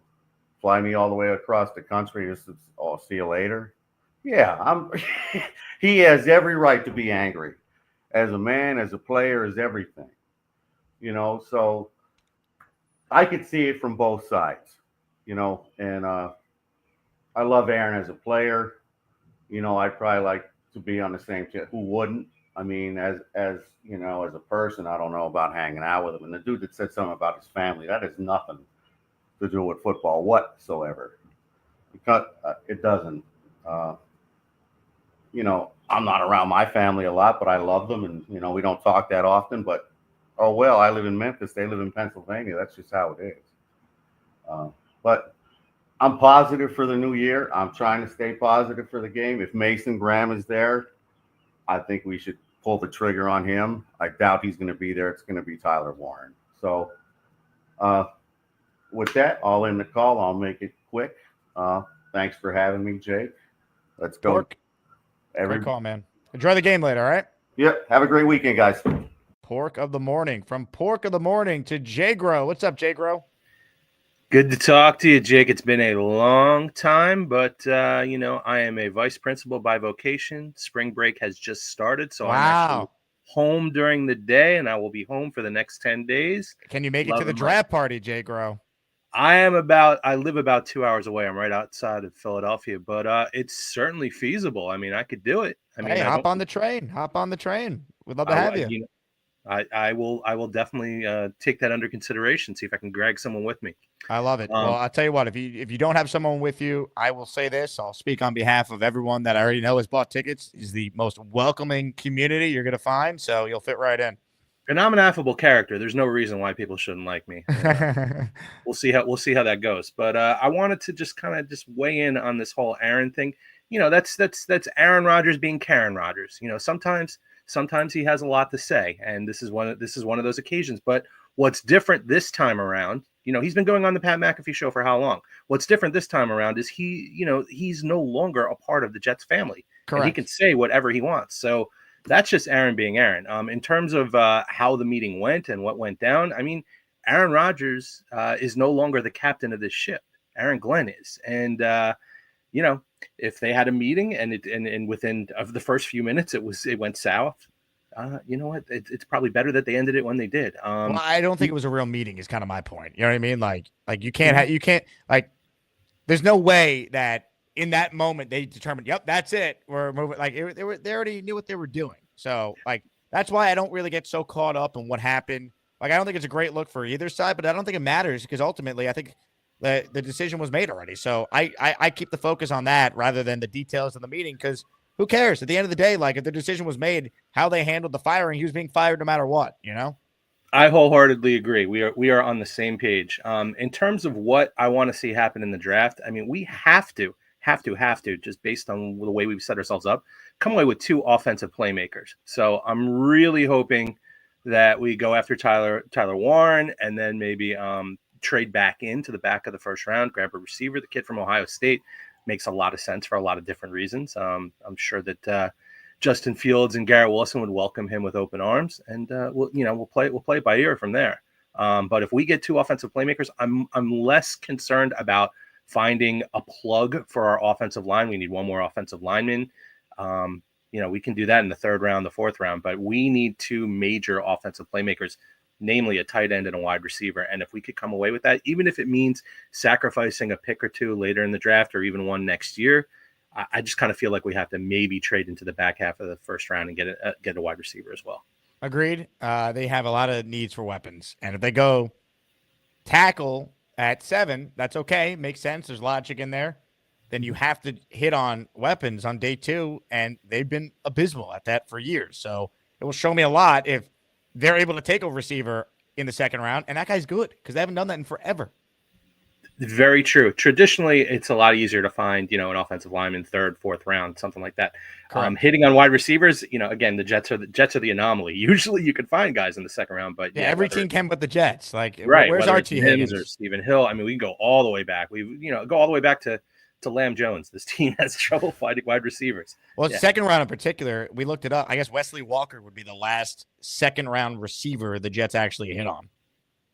One of the greatest Jets of all time. I'm showing my age here. I know I already got the gray hair and the beard, but I definitely remember Wesley Walker. He was actually a part of the greatest game I ever saw in my life in person. The Marino game? Yeah, I was there. I was there. Wow. For that. That was at Shea, right? Was that already at Giant Stadium? No, that was at Giant Stadium. I have to be the only guy who's from Jersey whose family had season tickets when they were at Shea. For some reason, they moved 10 minutes from our house, and it was just a business thing. My dad had tickets through work.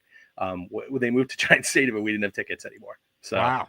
But I did get to go to the occasional game, and for it was amazing. I got to go to that game, and it was 86. It's 1986. That game was 51-45. Kenny O, yeah. you gotta enter the raffle. You got a chance to win a Tune or a Kenny O jersey. Oh boy, you know what? It's nice. I could, that number 7 has gotten a lot of use out of it. I have a Hassan Reddick jersey collecting dust, but I got to figure out Reddick jersey. Why would you get a Hassan Reddick jersey? Well, let's just say the city that I am a vice principal in, Hassan Reddick, is from. So that's okay. I was like, oh my god, everyone loved him when he was in Patterson. Is he from Patterson, New Jersey? Is that Camden, New Jersey? Yep. Yeah. And he actually does a lot of stuff in the community. In fact, I even called you. I think he had an event in Camden, and the Jets had not signed him at this point. I'm like, maybe I'll go down there and say something. I guarantee you I'd be the only Jets fan that would be there. But I remember that. It was over the summer. Yeah. Correct. Good memory. So it is always, I just want to say you do such a service for those of us that are out of market, and you are the best at what you do. I mean, I'm a rabid Yankees fan, Devils fan, Jets fan. Nobody does this like you do. So Thank you, I man. really, I really appreciate this. I know you've lived out of market. I know you're a rabid sports fan too, and know how tough it can be to not have an outlet for this. And you've just, by creating this community, you've done so much. And like I said, I'm usually catching it because I'm at work. I'm catching it, replaying what you did. But it's nice to be able to give a call in and show some appreciation because you're the best. That means a lot, Jake. Thank you so much, man. You got to call back more when you can, though. All right, or maybe I'll see you next week. I will, and it's quite possible you will see me there. Peace. I love it. Jay Grow checking in. How about that? That was a great call, man. It was on hold for a while, too, so I appreciate him waiting. We got a lot of people that wanted it in today, which makes sense. We got a lot going on. All right, here we go. Final few calls here. Let's see. Oh, wow. How about this? Snowball's on the line. What's up, Snowball? Let's go Aaron Glenn. Let's go Justin Fields. Sorry to see Aaron Rodgers go, but listen, if you want to know my opinions, I'll give them tonight. Jets Worldwide, 7:30 p.m. Eastern Standard Time. You want to know my opinion? You get the fuck out. I've heard your opinion several times. Whether I agree with you or disagree with you, I'll again tune in and yeah, baby, and you can hear. I have a suggestion for the Bonesy beer. No, I'm not looking for a Bonesy beer. Oh no, the beer's already being called Jet Fuel. There's 3 types of it. All right, it's gonna be green beer. I am looking for name suggestions for the specialty cocktails we're gonna serve. So like the Asmaniac Madness Espresso Martini. I need like some names like that. Oh, you need a Jet Fuel. Jet Fuel is gonna be the beer. It's the name of the beer we're serving. Yeah. Oh, all right, whatever. All right, I'll think of something. Maybe I'll send you. What would you call Jet Fuel? Message. What would I call Jet Fuel? Yeah. I would call it the best of the best beer. Yeah, that's pretty good. I won't lie. That's good. All right. I like that. Anyway, that's my take on that. Again, I just wanted to come in. I thought I was naming the beer, but well, what would have been your beer? Yeah, the best of the best beer. What about the Bonesy one you had? The best of the Bonesy beer. I don't know. I have no idea. You got me. Boomtown bartender, give me a Lowski lager. A Lowski lager, that would be awesome. I would like that a lot. I'd like to name a drink after Aaron Glenn if possible. Anyone got a name? I don't know. It would have to include something with balls. Or shit. The big balls something. But I don't know how many people want to drink. Name big true. balls. No one would want to drink a big balls drink. Hold on, let me check in with my drink expert. Bobby, would you have a drink with balls in its title? No, because I don't drink anymore. If you did drink. Yeah, I would drink with. What about? I was thinking about green stack exchange drink. Sack. Green sack exchange drink. Got it. All right. I can work with that. Tom A says, built for this shot. Now that's kind of funny. We do shots. Where was the 4-win whiskey? That was hilarious. That's got to be a Curly comment if I had to guess. I'm just yes. through. I just saw it real quick. You could just call it the cocktail. No, the 5-win whiskey. There it is. Okay. 5-win whiskey. Yeah, I need cocktail names. So how about the huge cocktail? The huge cocktail? Why not? What else we got here? I like the cockpit cooler. The cockpit cooler. Hold on a second. Let me check in with my other expert. Mikey, what name should we put for some of our drinks?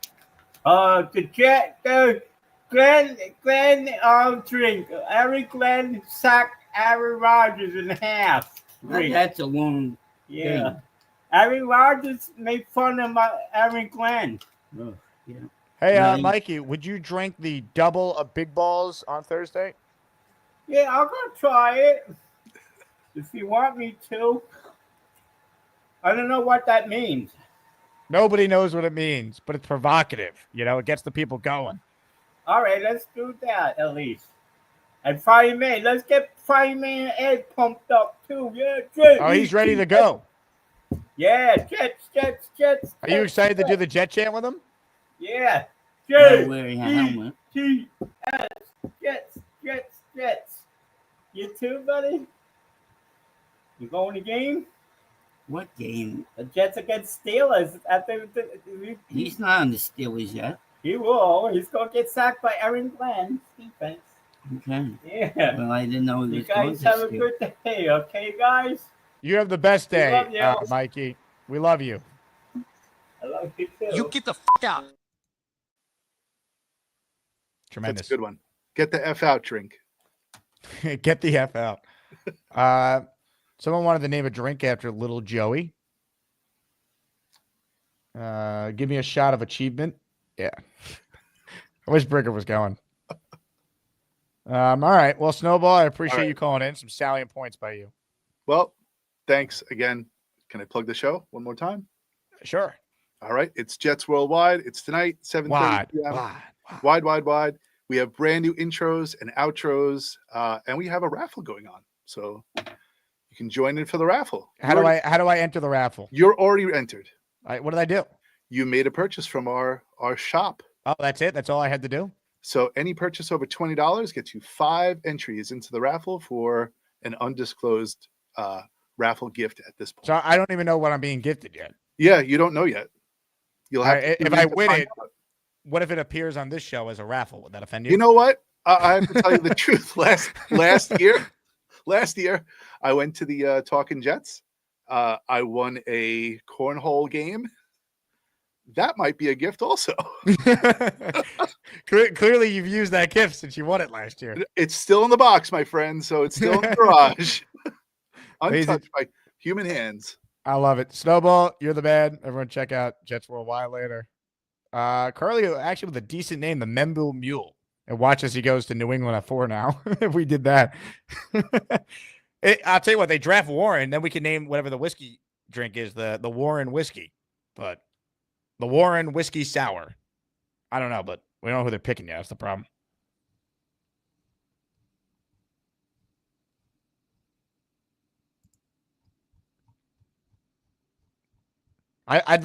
We only get to change 2 of them, and then the beer is called Jet Fuel. So I would like to come up with one that's maybe jet themed, like the Aaron Glenn something, or the AGHC, whatever. And then I'd like one to be Asmaniac themed. I might just do something simple like the Asmaniac Madness Martini or something.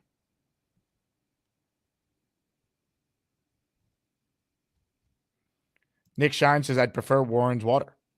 Well, I got some good news for you, Nick. We will have non-alcoholic beverages available as well on the menu. Ladies and gentlemen, Bobby Midnight. Bobby, how are you? Yes. You Good seem tired. afternoon, Jake. What's No, wrong? I took You a good? walk outside. I took a walk. So I was up early this morning, took a walk before the show, then I came on. You were moving and grooving? Yep, I was moving and grooving. That's what she said. All right. Yeah. So how you doing today? Good. And you saw Michael. He was I did. good. Yeah, It he's seems like when happy. he's on the show, you're not thrilled with him. No, I am. He was waving to you. I had to move over so we could get in the screen. I only have a little camera, so I got to move over. I see. A little like that. Then you saw him standing. So got to have room for two people, you know. No, of This course. camera's not the biggest cam. It's small. That's small. All right, so yeah, I think the Jets should take Warren. That's what my pick is. Warren. Thank you. You get the out. I'm with Bobby Midnight. All right, I was going to end the show, but what do we have here? Nate, parentheses, Nate. Hello, Nate. That was quick. What's up, Jake? Well, you're the last call. All right, so I don't have a Glen drink, but what about like Fields of Dreams or Fields of Green for our new quarterback, Justin Fields? Oh, the Fields of Green Moscow Mule or something. Fields of Green, the Fields of something. Or if you want a Glen drink, we could do like Scotch from Glen's Head. Cocktails from Glen's Head. That's not bad. The Muji Bob? Mule, someone said. Muji Mule, I like that. Although everyone would be calling it the Moogie Mule. Yeah, that'd be a problem. I missed most of the show this morning. Was the is it all Rodgers? I'm assuming you all hate Rodgers or love Rodgers. Some Rodgers, more on the draft. I tried to get away from some of the Rodgers stuff. I'm sick of it. And then I don't know if you caught the call with JJ Beastbreaker, Australian Jet fan, and Bobby, but that's a must watch. I'll have to go back. I guess my whole take on the Rodgers thing is like, you know, it's expected, right? So like he was released for the first time of his life. We've all made the reference of like the hot girl getting broken up with for the first time. Like, not only that, but then he had a sit down interview about it. Like I think if Rex Ryan would have had a sit down interview on the Pat McAfee show right after, you know, days or weeks after having a conversation about Woody about how he would no longer be at Florham Park, I think a lot of us would feel different about Rex because he would have had some emotional quotes at the time about, you know, this disaster of a team moving in the wrong direction and blah blah blah blah blah. But when time passes, like I don't think he's going to speak as lowly of the Jets or like speak in the same terms he did yesterday. So I think we're getting kind of an in-depth view, and we live in 2025, so we got a lot more media than some of us even want at this point. But yeah, like what did you expect him to say? He clearly, I don't know if he wanted to be back, but I know you've made the point too of like he would have, if they just brought him, or rather if they didn't bring him in, if they would have done the whole text message thing, right? He would have said, oh, they weren't man enough to bring me in, and everybody's made that point. I think a lot of it, and someone shout out, I forgot who said it in the chat earlier this morning. I think a lot of it had to do with like both Glenn and Rodgers didn't necessarily think or want this to work out, but we're going to give each other the benefit of the doubt by somewhat showing up to the meeting, right? And again, I'm just making all of this up, but I think Glenn wanted Rodgers, like he's talked about, he wanted someone who's just going to be all in, say, hey, what's up, coach? Like, how are you, coach? Yes, sir. No, sir. Like, when do I show up for practice? I'm here to help mentor. You know what I'm saying? Just be an all-in teammate that we all thought and this portrayed that he was the last couple of years. So I think after Devontae left, Rodgers knew the writing on the wall, and everybody did, and this was just an unfortunate, uncomfortable meeting where they had to have the sit down. And if it did, like, we only heard one side of the story, but if it went down how Rodgers did, where again, Glenn addressed him like, all right, man, like, what do you think about this season? You want to play? And he's like, yeah, I'm thinking about it. Glenn's probably like, all right, on to the next one. Like, I need people here who want to play, who want to win, who want, you know. So I just think they both. It was an inevitable divorce that unfortunately happened in person, and we probably are the Jets, so we would have got ripped on either side. But I think both guys were looking for something that they knew they weren't going to get. I think Rodgers did want to be courted and say, oh wow, like, we saw your highlights and we watched all the games, and we think with my defense and Engstrand coming in with his new scheme, like, you're going to really go back to your MVP numbers and we can win a Super Bowl. And when he didn't hear that and didn't hear guys on his knees begging for him and his boy Devontae to come back, I think in his head, like, he immediately had all the bad things and the terms to say about the Jets in the back of his head. So I don't think it flipped in the course of a week over, in his words, what was a 20-second meeting. So that's my take, and hopefully we're talking about Justin Fields winning games soon, because we all know if we don't win again, it's going to come back to Aaron Rodgers. He's one of the biggest names in football. He's one of the biggest quarterbacks in all our lifetime. So, like you project, if we have 4 wins going into December, every single caller who's got AARP, we're going to be here. We could have had Aaron Rodgers. It could have been, we could have had 10 wins, but we chose And now we're going to reset and find a new quarterback, and I'm going to be stuck here forever. So we're unfortunately still going to be talking about Aaron Rodgers, which sucks, unless we win. And like you say, that's the ultimate deodorant, and hopefully Glenn Head can get it done. Ladies and gentlemen, Nate, parentheses Nate. Nate, how's the weather? I have some errands to run after the show today. It is absolutely gorgeous. You can look at this man. Give a nice slap on the cheeks there. Say, good day, sir. That's not usually how I greet old men on bicycles. Not usually, but sometimes you've done it. Well, once if I'm further uptown. Nate, you have a great day. Thank you very much. Hell yeah. Ladies and gentlemen, Nate, parentheses Nate, the winner of the signed Joe Namath Super Bowl III helmet that Nate was proudly displaying when he called in yesterday. All right, I was going to end the show because my bladder might explode, but when Mike D's nuts is on the line, I'm willing for my bladder to explode to hear his take. D's nuts. Mike, how are you? Jake, what's going on, my bro? I'm doing good, man. Just enjoying some weather out in the backyard. Hell yeah. So I just had a couple things. I won't keep you long. Shout out to the woman that called for the 4.5%, man. What an awesome first-time call. That was great. She needs to call more. I'm in line with Bonesy on the Rodgers. But I just have one thing to push back on with everybody saying that Rodgers clamors for attention. Did you see what he did to go to the Steelers meeting? A lot of people aren't talking about that.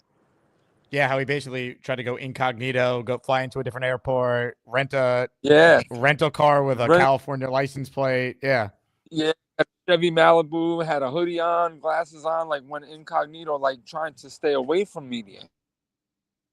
So, you know, he's not all, I mean, I think some of that narrative is false about him. You know what I mean?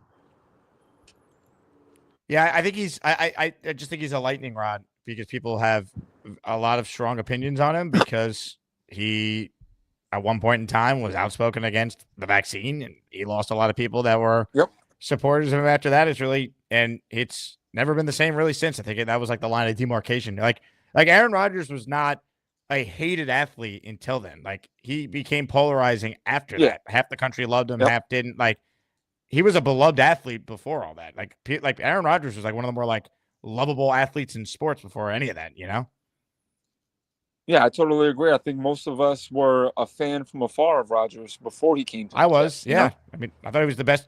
I thought he was the most talented quarterback I've ever watched in my lifetime. Yeah, he brought so much hope to this team, and we haven't felt that way in such a long time. So I think he gets a bad rap. I mean, some of it is warranted, but I think he does get a bad rap. But that's all I wanted to say, man. I hope you have a great weekend. The weather is